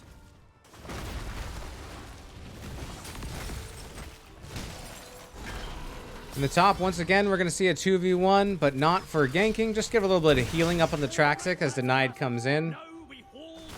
We're going to see an aggressive move by Phoenix Rising Onyx as they start the channel. Dude jumping in, and there is the blow up onto Delilah. Paco's Taco is polymorphed in the mud, does get flipped there, and is taken out. It's a double kill going out to Clouded Minds Unleashed. Good play there. It's going to be a channel for them as well. Although here comes the interrupt, both from below and above. All right, we're going to see that channel almost having a little bit of trouble here getting the channel. And here comes, oh, the interrupt didn't quite happen. Lewd Panda coming in, joining with the rest of the team. Denied, getting a little bit low. Here comes the dude to come in, dive the back line. Diva Bomb gonna come off. It's gonna catch Denied and the dude, and it will just delete that little fairy dragon. And Diablo goes down as well. Dibbles and Bits is blown to bits, and it's a double kill going out to Phoenix Rising Onyx. Maybe it's more. It is a triple. Oh, baby, a triple. And that will be resuming the objective to make that a triple. Resuming. Oh, we have a pause. We have a pause. Let's see what's going on in chat. Oh, looks like we had a disconnect by Traxxix. So who knows? Maybe that last kill. Maybe Traxxix would have. Maybe Traxxix would have left if they hadn't DC'd. I'm not sure. I just noticed that I can see a picture of my face on my shirt. And yes, it is a picture of me on my shirt with my buddy. And the caption, this is when we were at a friend's wedding. And that's the only time I actually wear something that's not a t-shirt. And the caption is, hugs from behind. And then I have this lovely picture of me and my friend getting some hugs from behind. Anyways, it's just funny. I could see my head right below my head. That sounded weird, the way I said that. So it looks like Traxxix has lost power, but she's coming back. So we'll probably be delayed for a couple minutes, but then we'll continue this game. Pretty close so far, 8-8.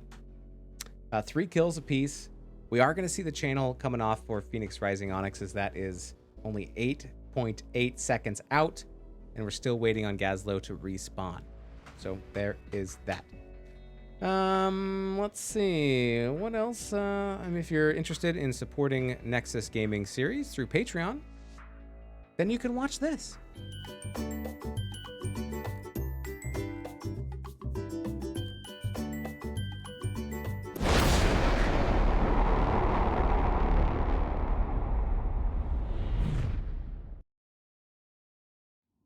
If you're wondering what the map situation is, 323 from Ruffian. Yes. Scream. Goat Scream has been activated by Stardite 1992 for 669 mother cluckers. All right. Well, that's something to fill the space. All right, here's my goat. And the goat does scream, and he sounds like this. And since it is the first Goat Scream redemption of the stream, I will now do my own impression of a screaming goat. If you have young children watching, you may want to look away. This channel is tagged for adults. Mature audiences only. It's funny that's mature audiences only, but your caster is definitely not mature in the least. All right. I mean, I'm old. I'm just act like a 12-year-old. Here's my goat impression.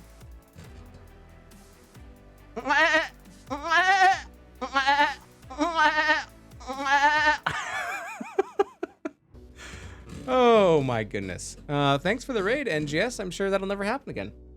All right. So we're still waiting for one player to get back in from losing power. Hopefully they'll be back shortly. Thanks for redeeming the Goat Scream Star Knight. I appreciate it.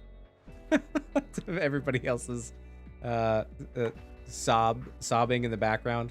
Stop it, Weenus. Let's see. I told you about Clouded Minds. Clouded Minds is a pretty cool org.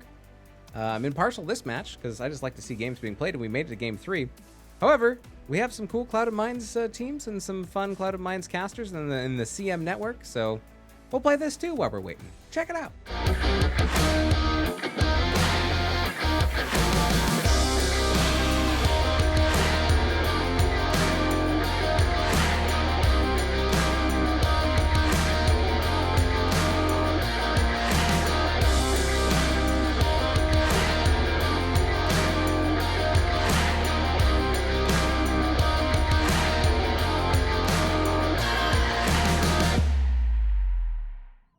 Oh my goodness, Levidium coming in with 2 goat screams. All right, well, here we go.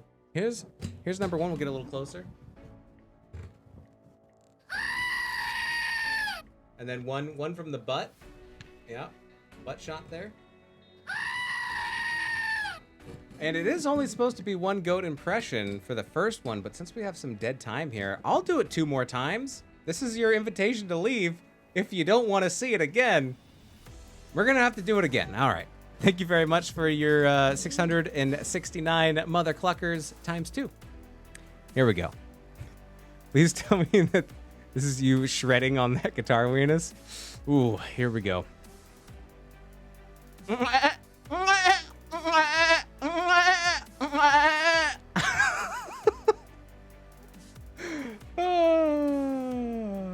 Teams are going to be like, make sure Weenus never casts us again because when this happens. All right, here we go.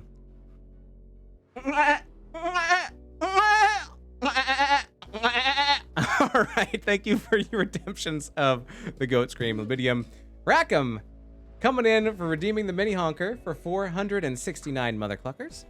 Thank you very much. Here is.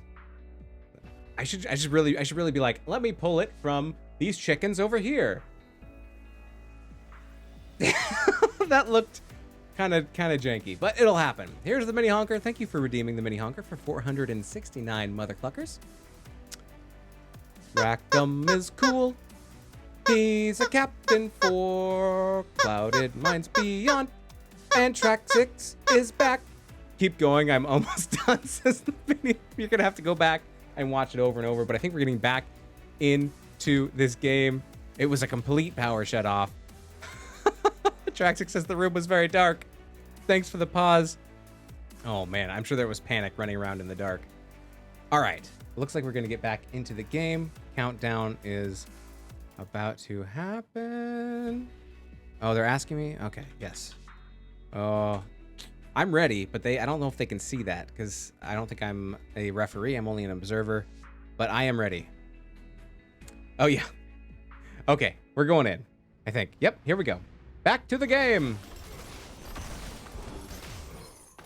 Okay, where we left off, right here. Clouded Minds Unleashed did lose Traxix, both in-game and electricity-wise, as they died, and Phoenix Rising Onyx is able to secure this first objective. Send out the cavalry. The cavalry's arrived! No Tracer. Actual cavalry units. And here they come. Bum bum bum bum bum bum bum bum bum bum bum bum bum bum bum. Camp, though, picked up by Clouded Minds Unleashed. That's going to give them a little bit of relief in the mid lane. Try to push back the objective. 10's close. Not quite online for either team yet. We're going to see Gazlo up in the top trying to do what they can, but US Maps is going to be able to get a lot of push damage there with that mid objective. Oh, here we go. A dive. Oh, a mid flip. Paco's Taco gets pulled by Delilah. Nice. Oh, here comes a potential flank and gank from Phoenix Rising Onyx. They're looking for Traxix, but Brightwing's coming on in. Denied, says not today, and now it's a 4v4.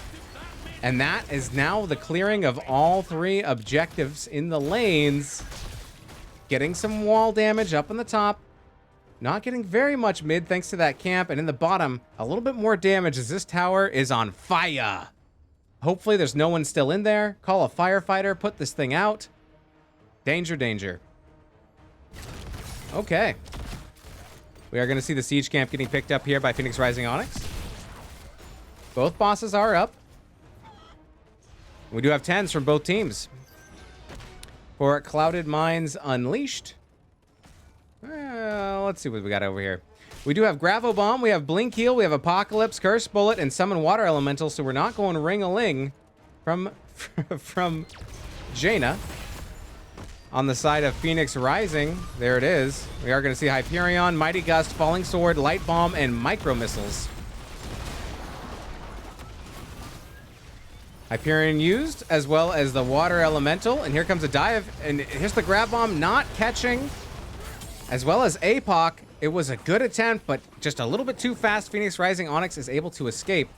A lot of heroics down there. That Falling Sword coming in handy. Phrasing. Oh my goodness. There's so much happening in all the lanes. Magic, says Ruffian. Magic indeed. All right, next objective will be popping in 15 seconds. It will be up here in the top hand lane. All forts still up. We are only 8 minutes in. Experience still super close, as well as the kills tied at 3. Jaina halfway with the Frostbite quest. 36 stacks. Falstad getting that hammering with Gathering Storm.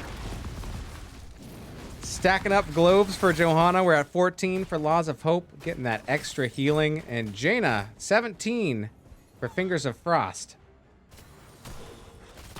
Phoenix Rising Onyx going to grab their siege camp and try to have this pushing during the objective. Camp for Clouded Minds Unleashed is up in 12 seconds, but not up quite yet. Lewd Panda has switched down to the bottom lane. Denied able to global in if needed up at the top. But I think Clouded Minds Unleashed really just wants to worry about clearing this bruiser camp here, getting their own, and trying to set up an advantageous position in taking the objective. Meanwhile, Phoenix Rising Onyx says they have the advantage right now before that camp comes up for Clouded Minds Unleashed. And so they're going to try to get that channel interrupted. Camp is picked up by Clouded Minds Unleashed, so that will butt heads here in the mid.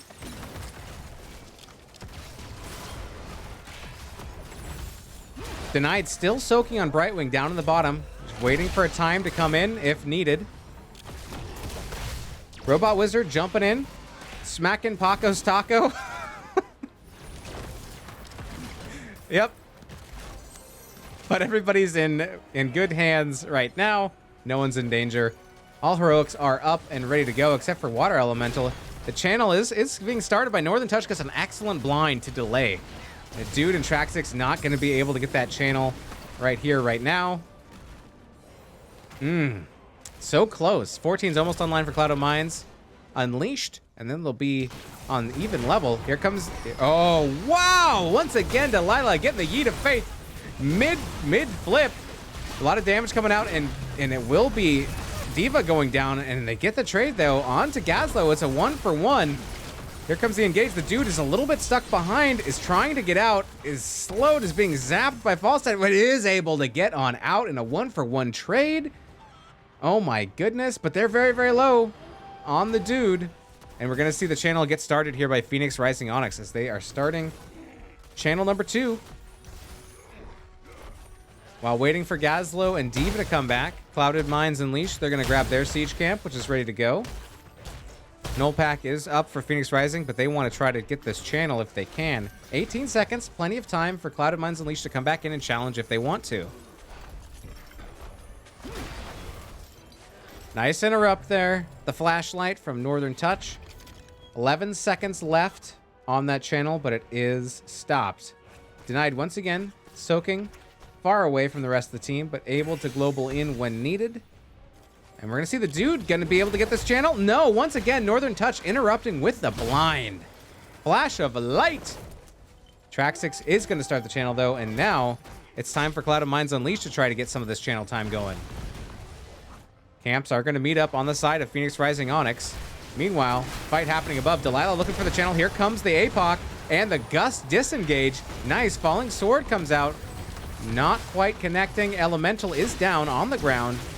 The dude getting very low. Can US Maps get the kill? Backs off. Here comes the Hypershift and the Grav Bomb. Here comes the flip, and it's going to be a kill there onto Delilah, and it's a 2-for-none. Clouded Minds Unleashed gets the double kill, and they get the next objective. Mid camp is still pushing. Busted out the Clouded Minds camp on the front gate here mid.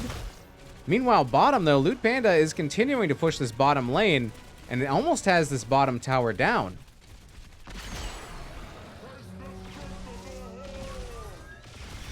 Hyperion coming on out to get that damage in. Will it be enough? It just might. One more. Yep, there it is. Bottom fort goes down, and now we're playing defense here from Phoenix Rising Onyx as the cavalry units make their way out. Denied. Coming on in, and wow, a mega dive by the dude into the barrel roll, getting extreme distance on that dive. Oh my goodness. Top fort is getting melted. Robot Wizard diving back behind. Delilah getting very low. It's going to get a big heal out, but that allows the dude to catch up. Here comes the Falling Sword, able to disengage for Delilah. 16s online for both teams. A lot of heroics still available, but a lot used as well. At least for Clouded Minds Unleashed, they have Gravo Bomb up and ABOC. And there it is. Top objective will finally go down. Getting a lot of value here onto this top keep, taking out the entire front wall. Clouded Minds Unleashed able to get on out. They are leaving, and that just opens up, you know, it kind of evens it up, though, because while that fight was happening, Loot Panda was able to get this bottom fort with the help of Rainer. Paco's Taco, able to finish off that bottom fort. So we have a 1-for-1 fort.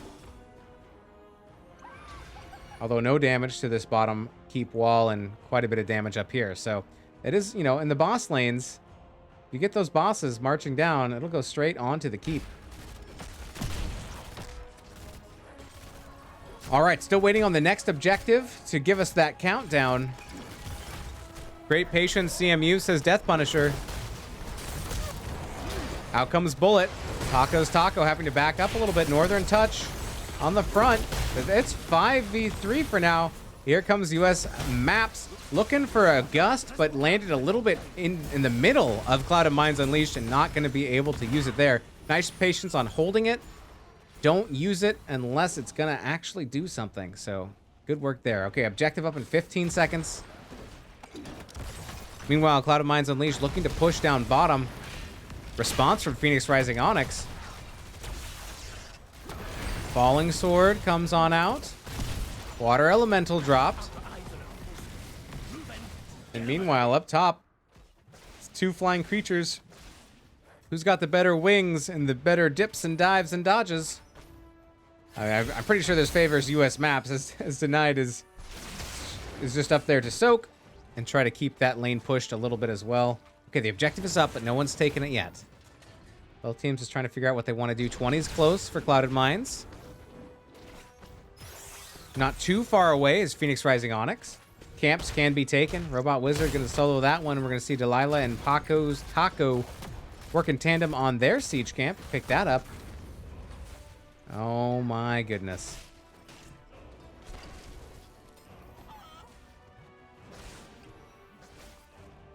One advantage that Clouded Mines Unleashed has is with Robot Wizard, you're able to solo that camp. You need 2 to take it from Phoenix Rising Onyx. That lets you have other heroes on the map doing other things. 20 online for Clouded Mines Unleashed. There it is. All right. Woo. All right. Pick up the camps, clear the camps. It's the name of the game here. No boss plays. No one's even looking at boss this game so far. The objective is trying to get channeled by the dude. It's going to get interrupted here. Traxix, though. Going to be able to snag it in the back. Micro missiles coming out.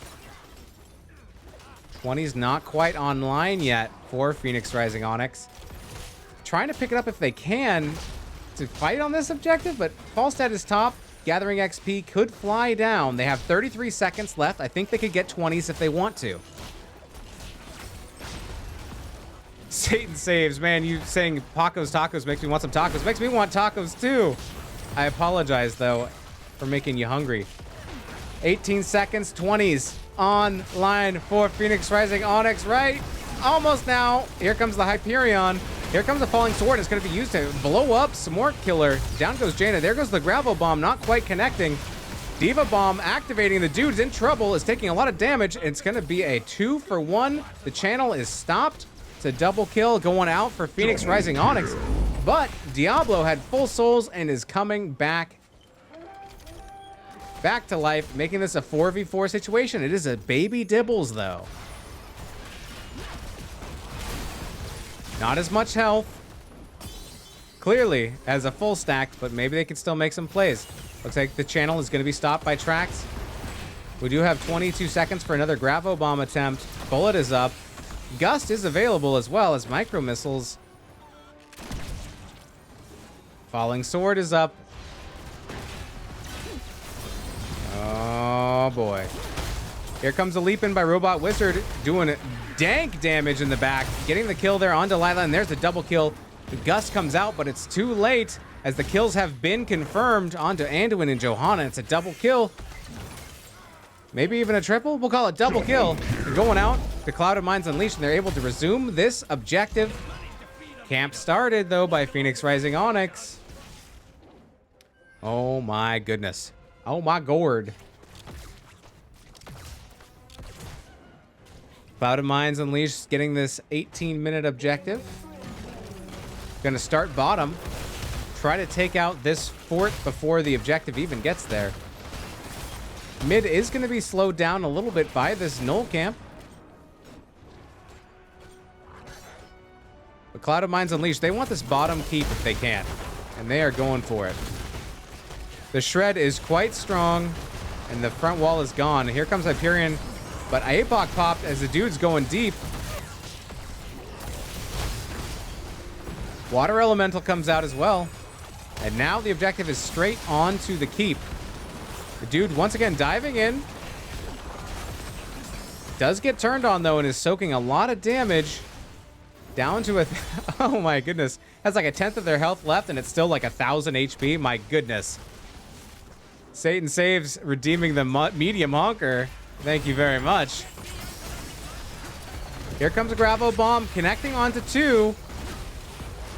Dude is getting low, is getting targeted. There is the wind tunnel, and down goes Diablo. Nice counter kill there. Counter kill to the objective, and so bottom keep does go down, but top keep is retained, mid keep is retained. Top fort is looking a little iffy here. So a good play there coming out for Phoenix Rising Onyx. Looks like we're going to see our first boss call of the game. Ubuntu says it'd be cool if you could see if W is active on Mr. Gilnean Worgen, man. It would indeed. Satan saves, we will get to your medium honker next time we are on camera after this game, but thank you for redeeming. Top boss picked up by Phoenix Rising Onyx in the bottom. Clouded Minds Unleashed knows what's going on up there, and they're going to try to take this bottom boss. I don't think the boss itself can win the game, especially when there's 2 keeps up. But if they push with it, it could be potentially game-ending. We'll see if they decide to leave it to its own devices or if they're going to push with that boss. I expect them to clear top boss and then maybe hit the objective. But it's good because this forces the other team, Phoenix Rising Onyx, to come down and clear this and get far away from the objective. Because they're all going to be all the way down here in the bottom lane. So if they're quick, Clouded Minds Unleashed can clear this boss and get on the objective and get that ticking.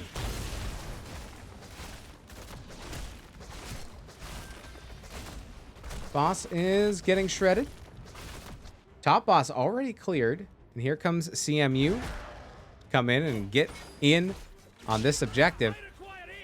Northern Touch looking to interrupt. Will we get the flash? Oh no. Oh my goodness. Lewd Panda getting the micro missiles from 1,000 miles away. Oh wow. Just getting the vision from the team in order to see that. What a great interrupt. All the heroics are up. Who is going to start this off? Maybe an APOC. An APOC combo into Gravo? I don't know. Maybe a Gravo into APOC? Here we go. Light Bomb comes out. Here comes the APOC. There's the flip. Gravo coming out. Connecting only, I think, onto the mech, perhaps. And here comes the chase as CMU is trying to back out. Here comes the wind tunnel. Here it comes. Catches CMU. And Hyperion comes on out. And Smork is left in the back and cannot get away. The dude trying to escape. Falling Sword. It's going to be a triple kill as we also got the kill there onto Greymane. And this is a good setup for Phoenix Rising Onyx. This is what they need to come back. There's a big wave bottom, but that's just going to get cleaned up by the boss. Emboldened by those kills, Phoenix Rising Onyx is going to take this camp too and add to the siege pressure. Triple kill going out to Phoenix Rising Onyx. Star Knight saying, I want some tacos in my mouth. So do I, Star Knight. So do I. Traxix and Denied still up. Gonna try to defend what they can. But I think this mid keep is gonna go down before the objective. Here comes the Gravo Bomb. Stopped by Iron Skin from Northern Touch.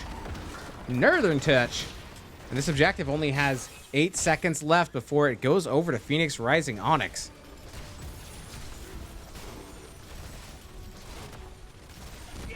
And there it is. Okay. Keep for a keep. Objective spawning on the side of Phoenix Rising Onyx. Bottom lane is super pushed, though, so not going to get a whole lot of value there. Mid lane, though, well pushed for Phoenix Rising Onyx. Not bad in the top hand lane either. So those are going to be the lanes to defend. Satan Civ says, I want to change my redeem from a medium honker to a medium bite by Weenus into a hard taco. My goodness. I wish. Weenus eats tacos on stream. That should definitely be a reward. This game is tense. We are going to see crashing happening from the mid objective first, but both teams electing to go top. One big combo from either team. We will see what starts us all off. Here comes Hyperion. It's going to start getting that siege damage in, and that keep is just falling apart. Boom. That's 2 keeps down now. Out comes the Light Bomb onto Smork Killer. There's the APOC into the flip. However, watch out. Here comes the Diva Bomb. It is activating. Oh my goodness. We're going to lose Falstad. A huge Gravo Bomb. Baco's Taco does get pulled. Can we see more kills? It's a 1-for-1 so far. Lewd Panda is going to lose that mech. Can they get away, though? They're going to be a little bit slow. Delilah is not able to. Is slowed and will go down. It's a 2-for-1. Looking for a 3-for-1. Can they get Lewd Panda? The chase is on. Denied flapping their wings so hard. Trying to find Lewd Panda. Lewd Panda giving him a run. All right. There's an objective. Bottom is still up. Traxic has responded to take this out. An excellent defense here from Clouded Minds Unleashed as they get that triple kill up in the top hand lane. We're going to see Robot Wizard, the Dude, and Denied come in and try to take out this keep. They should be able to, as there's only 2 members still up. And Diva Just now hearthing from the very top lane to come back. Looking to maybe get all 3 keeps? This might get a little dangerous as Wind Tunnel and Falstad are up in 3 seconds. I'd be careful. I wouldn't be surprised if we maybe see a fly and look for an engage. No, too risky. Don't want to risk it for the biscuit quite yet. Oh my goodness, 25 minutes in and this game is super close. There's only 1 keep up for either side. Next big team fight could do it. Win conditions all abound. Top boss. Is this where we end our match? For a big take or a big throw on the top boss? We'll see which team wants to sit on the point the most. We don't have bomb available, so you're not going to be able to drop that yet. All the heroics are available, and it looks like we're fighting off of the boss as we do see a big APOC come down. Here comes Falling Sword and the Gravel Bomb catching 3. Very nice. Here comes the dude charging back in. Wind Tunnel for the disengage, but Light Bomb for the re-engage. We do lose Raynor, though. 1 kill down. It is 4v5. Delilah is in a bad spot. Does get picked next. Watch out as Lewd Panda coming out of that. Diva Mech is going to get picked off as well. It's a 3 for none. I think this is the team fight that Clouded Minds needs to finish out this game. And they're going to try to end here, and this is going to be a tough defense. Northern Touch popping the Iron Skin. Getting a quad blind there. Coming in with Falling Sword. US Maps getting bullied a little bit. We don't have Gust for another 18 seconds. Denied, though, gets picked by the tower. Now it's a 4v2. Robot Wizard taking a lot of boss damage. Having to back up. Boss still at 75% health. Gravel Bomb comes out. Oh my goodness. And there is a kill onto Greymane. What a defense coming out from Phoenix Rising Onyx. My goodness, I thought that was game over, but are they going to lose the keep? And the answer is yeah. Yes. All keeps down, but the game is not lost. Oh my goodness. What a close game. Clouded Minds Unleashed, they're going to be able to pick up the rest of their members who are down right now before this objective completes. Oh, there's a lot of... Oh, okay. Diva Bomb activated. Or, yeah. Diva Bomb activated to, I believe, blow up all those minions. But look at all that pressure. Still, the boss down to 10,000 HP. Boss going to be started, though, by Phoenix Rising Onyx. I like this. I like this very much. They know that Greymane is still down for another 8 seconds.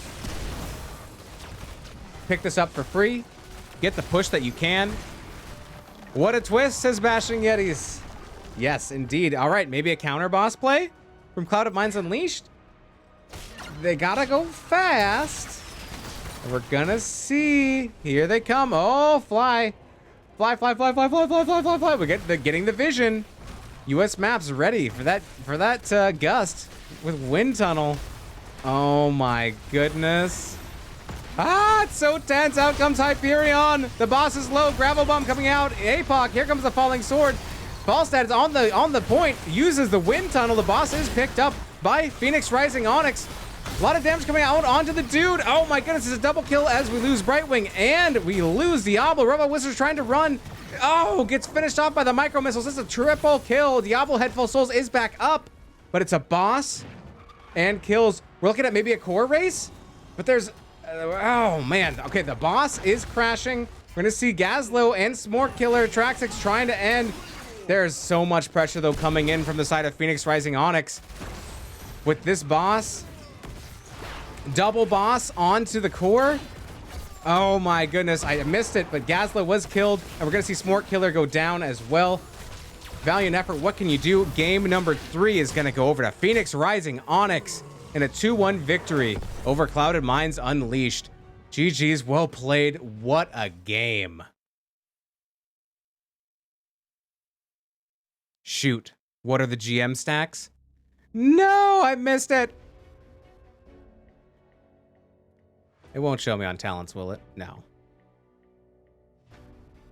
Sorry, Libidium, I missed it. We'll get those stats next time. Wow, a big win there for Phoenix Rising Onyx. That match was so close. Let me update the score here. Boop. Phoenix Rising Onyx coming back. Huge defense on their core. turning it into a couple of kills, and then really US maps getting that gust wind tunnel, claiming the boss, and then finding those kills. Oh my goodness. Wow. What a match indeed. Rackham says, GG, great plays on both sides. Indeed, that was a great match. We went 30 minutes. That was a 30-minute match. Holy cannoli. We started this match 2 hours ago. These teams are feisty. Whew. All right, well played by Clouded Minds Unleashed. Well played by Phoenix Rising Onyx, able to eke out that 2-1 victory. That will take them to 5-3. Clouded Minds will go to 5-4. And oh my goodness. All right, we'll see if we can get an interview with someone from Phoenix Rising Onyx. So I'm going to hop on over into the NGS Discord. But we did have a medium honker redemption from Satan Saves. Here is the medium honker. I mean, I'm actually going to grab it from over here. There it is, out of the chicken screen. So,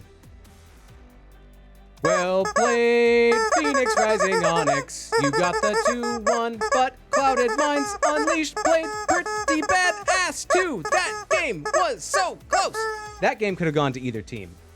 Thank you for redeeming the medium honker for 569 mother cluckers. All right, let's see if we can get an interview with Phoenix Rising Onyx.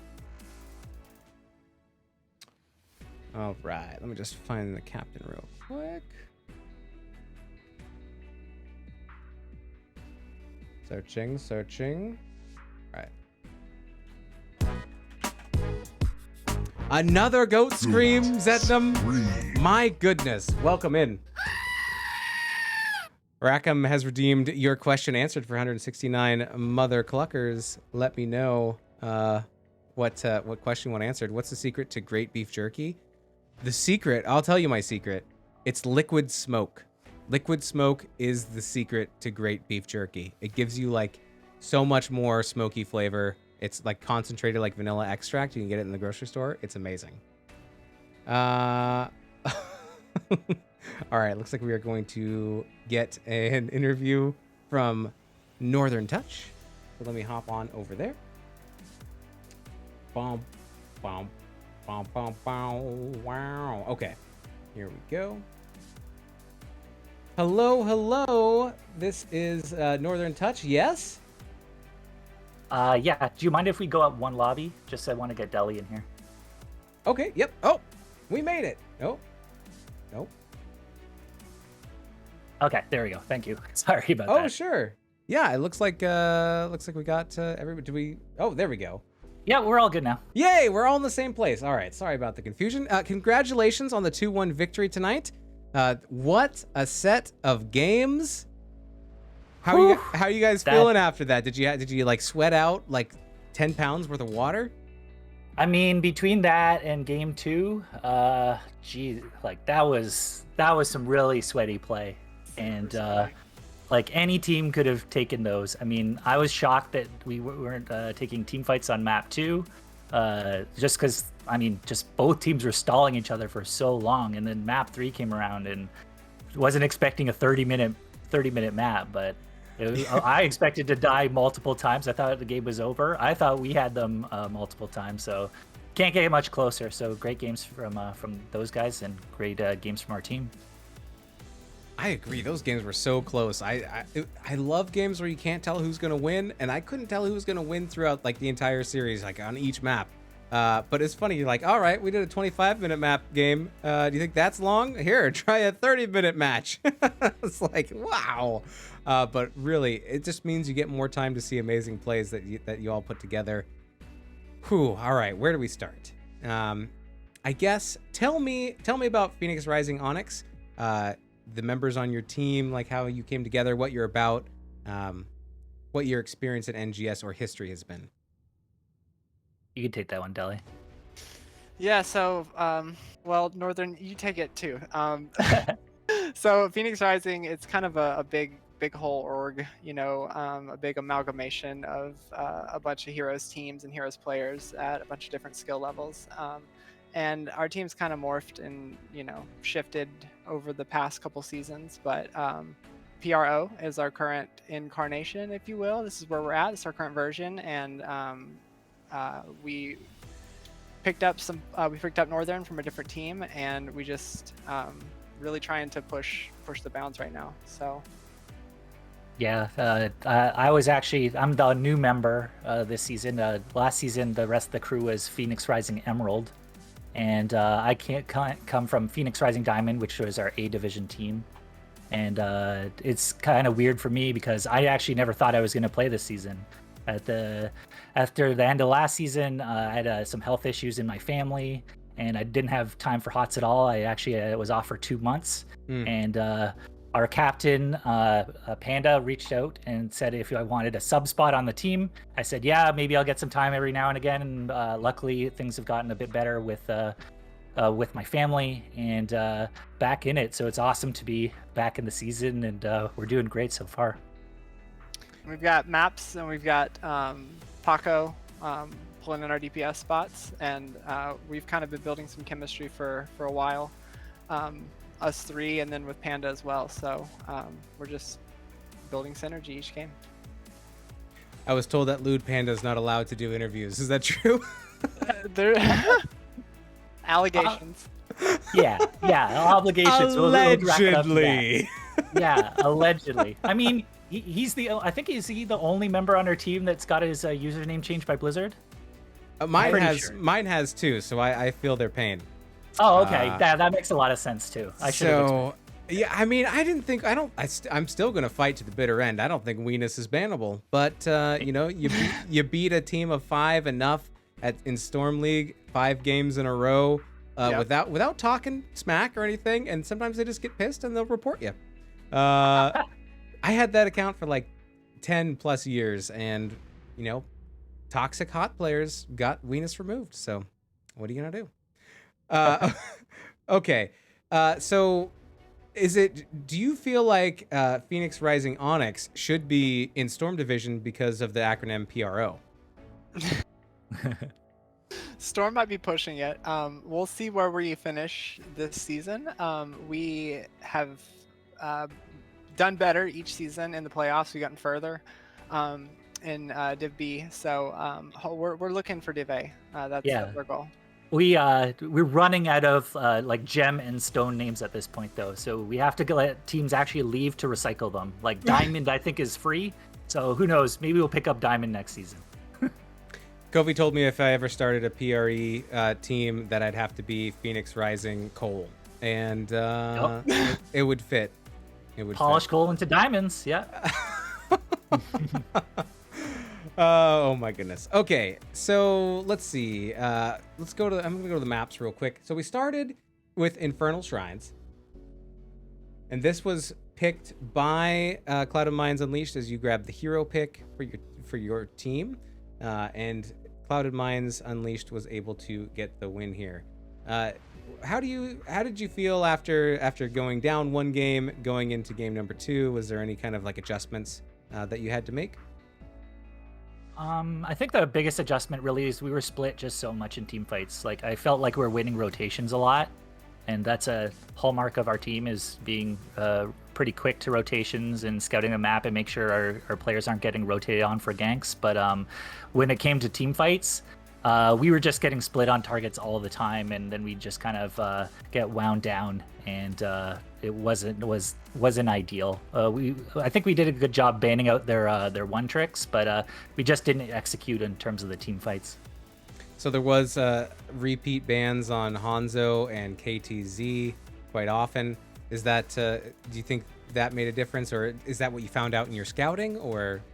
Oh yeah, I mean, like Smart Killer, for anybody that's scouting, I had to scout him because he was in A Division last season. He plays Hanzo. He has 5,000 games in Storm League, I think, on Hanzo. Holy biscuits! Yeah, I mean, today he played Hanzo like 7 times before the actual game, looking at his history. So yeah, I mean, we do a lot of scouting, and for teams that don't have like super wide hero pools, you can kind of narrow it down and you can like pick counters to it. and kind of set up what you want beforehand. So a lot like scouting happens like before the draft, but for us it happens like long before the draft, like a week before. I'll start scouting like the next week for the next team right after our game gets done. Oh my goodness! So you're doing the business. You're the data researcher for Phoenix Rising Onyx. You put the look for the data, find it, and start the guy strategy. that now has way too much free time. Yes. Yeah. Yeah. An absolute king. I love it. All right, let me ask you something. Can you hear this? Yes. Yes. Okay, good. That's something I wanted to test out because I can't. But if you can, then I can play weird sounds and people will hear them. Are we Okay. just a captcha to you? Yeah, exactly. Are you robots? Let me give you this audio test. What is this sound clip? Watch your profanity. Oh, you're robots. All right, very good. So yeah, I would like to say that in game number 1, even though the team fights, like you were saying, weren't quite going your way, you were very tight on those maps, on the camps, excuse me, on the map, where you had a big camp advantage where you're able to just take the bottom camp and then your own, and you're just all over it. So I think your camp rotations and getting wave push was great, and I think you kind of switched things up and wanted to keep things in mind, as you said, for team fights going into game number 2. So game number 2, we went to Tomb of the Spider Queen. Is this a map you like? It was picked by Clouded Minds Unleashed. Were you bummed out when they picked this, or happy, or neutral? We don't play that map, honestly. Yeah, we don't play it much. No, I don't think we played it in scrims yet. No, we know it and we understand it, and we've seen some video on it before, but it's not something that we've been targeting necessarily. So we weren't happy, I would say, but we have heroes that do well on that map, and we didn't change our draft strategy really much of the night. So we were just able to adapt to that smaller map and just keep those rotations tight. Yeah, and it kind of favors the style that we like to play, which is really tight rotations too. I mean, like if we can get value somewhere else on the map while stuff is getting pushed in, or we can time camps exactly for when like web reviewers are coming down, it just helps a lot on macro. And I think that won us at the game, just stalling in macro out the game, and they couldn't catch up. I think my favorite part of game number 2 is when you were on a new Barak, I believe, in game number 2, and you were pretty far ahead, and you're looking at getting out, and you dove, and then here comes Deli from behind, slapping you on the butt with a high five, saying, "Scoot your boot, let's get out of here." And Let's go around the wall. Yeah. And the visual I had in my head of just Lucio coming up and slapping Anubrak on the butt, trying to get him out of there, that just made me smile. So that was a big butt bug kick right there. Yeah, I thought I was dead. I called myself being dead like 10 seconds before they showed up, and No, and not yeah, on my watch. yeah. Thanks Deli for being there for me as always. Let's go, bug boy. Oh my goodness. Yeah, the heals were just fantastic all game. All game, every game. It was really, really fun to see. Kind of a low kill count in game number 2 as well as game number 1.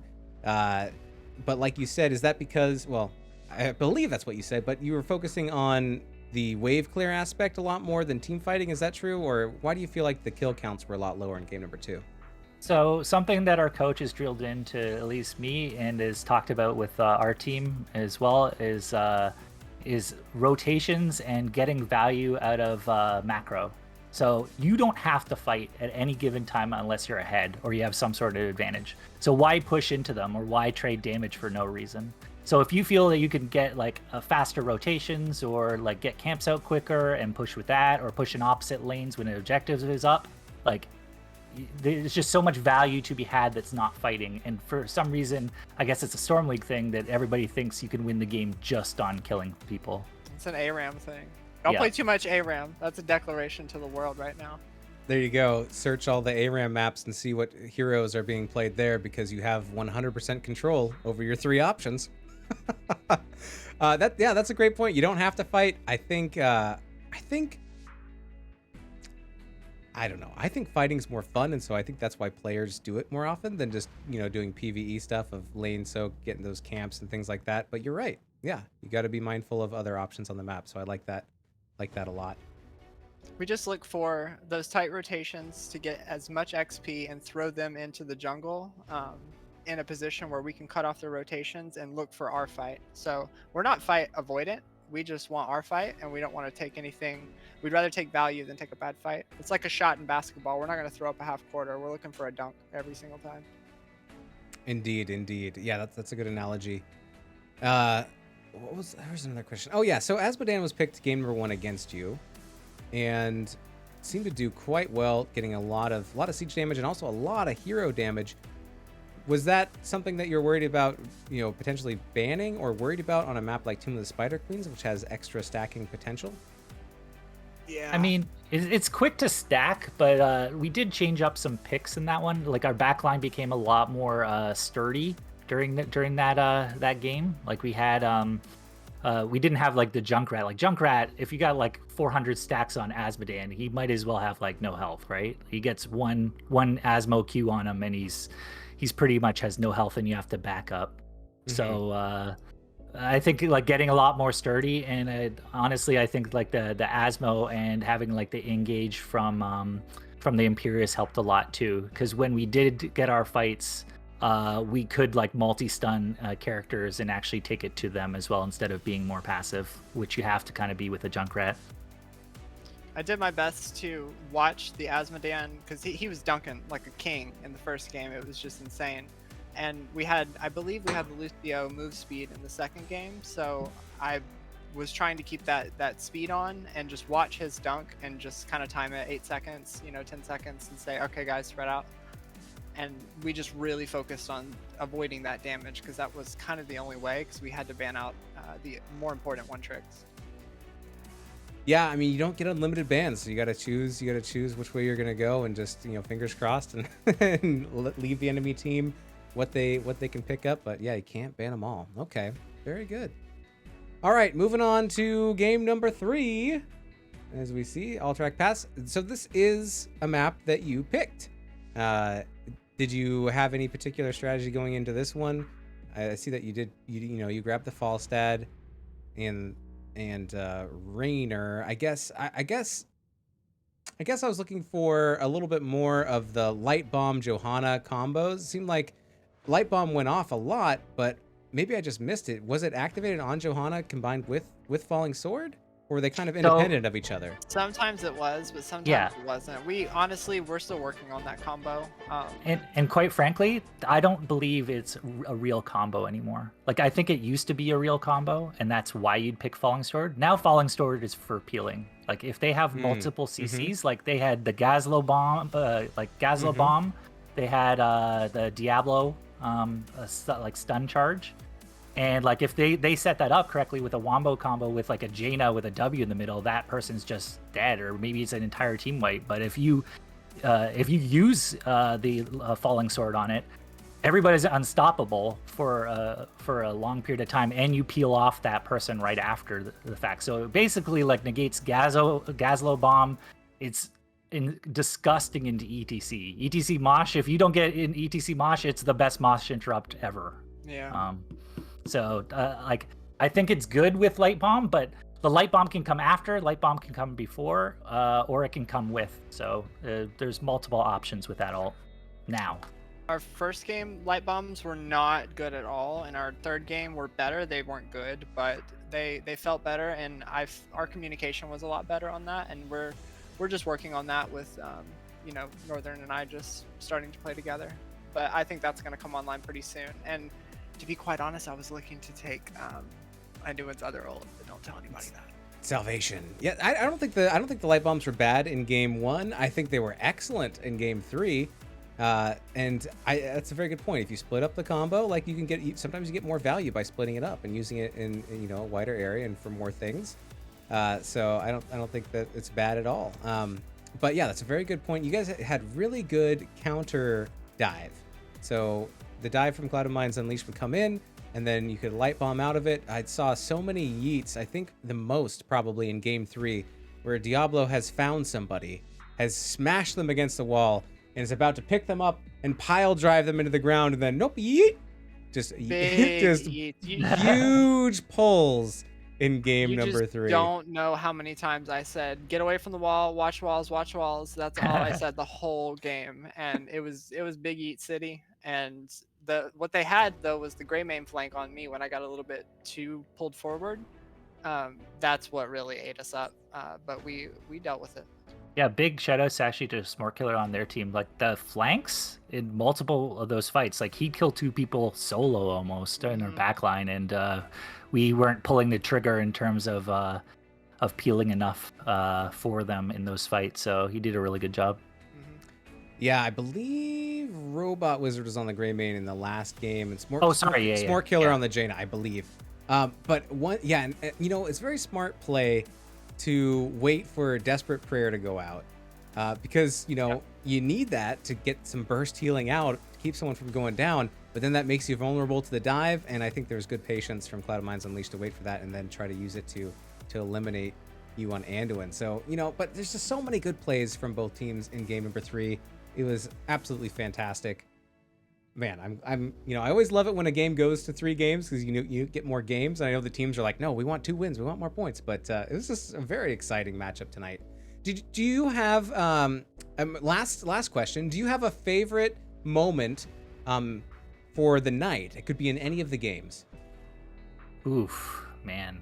I mean, I thought the top boss, like, that decided the entire series, but like, to me, the actual turning point was when they were rushing core and we ended up getting kills on them and then turning the game around. That was the game pretty much. Honestly, yeah, has to be that one. I think I remember I didn't even have my screen on that. I was like, game's over. I had my head in my hand, and then Northern started. I'm like, oh, what? Whoa. We were actually able to capture live audio of what that was, and here it is. Yeah. That wasn't me, by the way. That was Dowley, okay? So that's an impression, okay? No, that was a great moment. It was a 2v4 core defense and able to get two kills, I think, and really able to keep the game going and turning it around and winning. Some awesome wind tunnels, by the way, from US Maps. Can't overlook those. So good. All right, very good.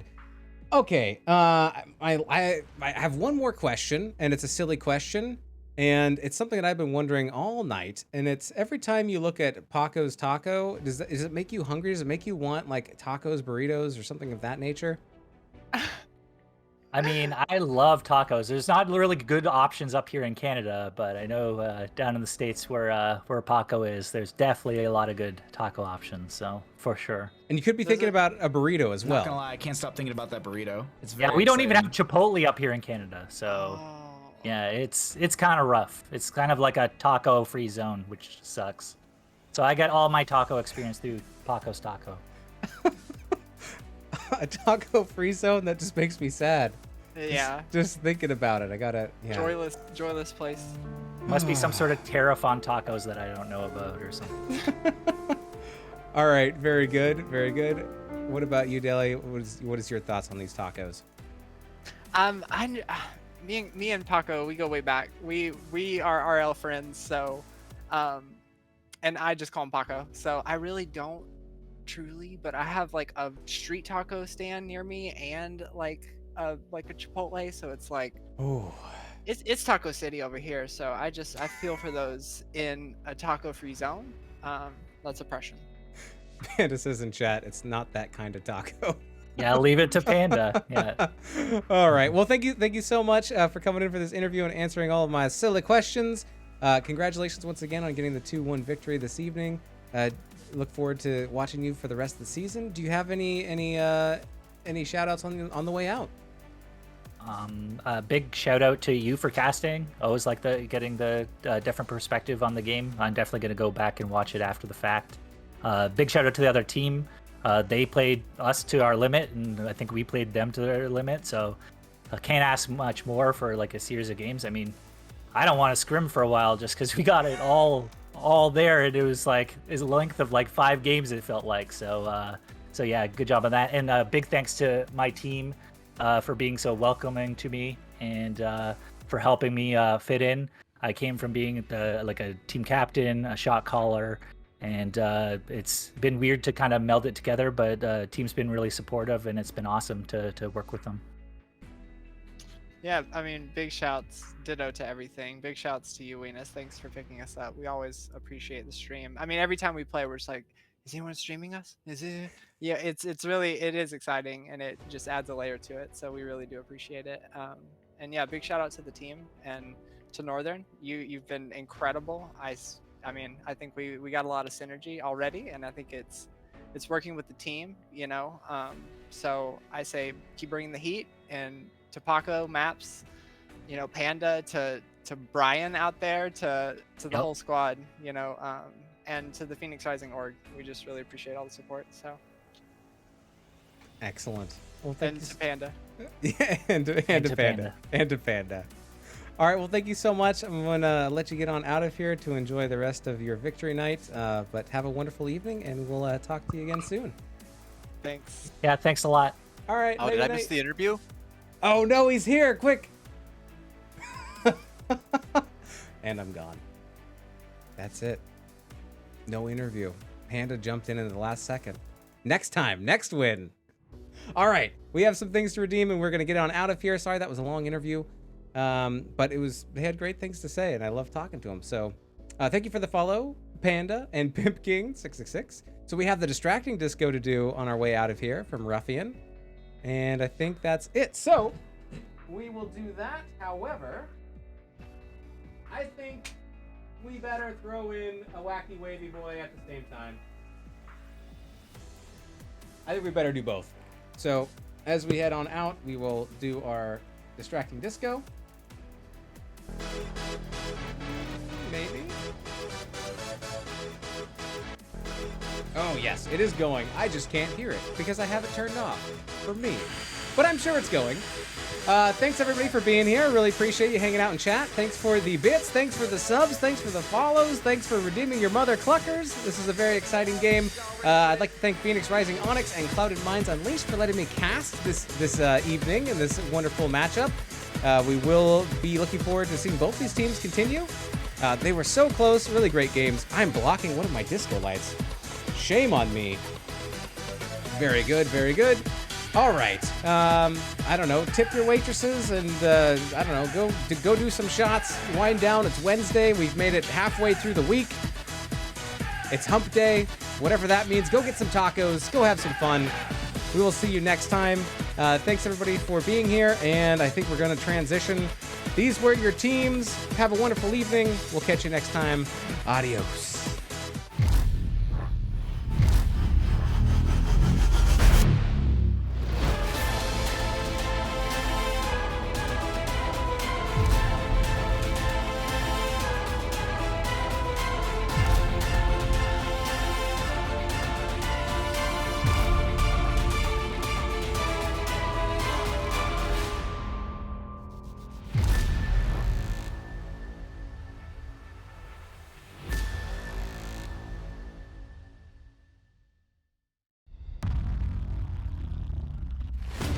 I shall be your shield.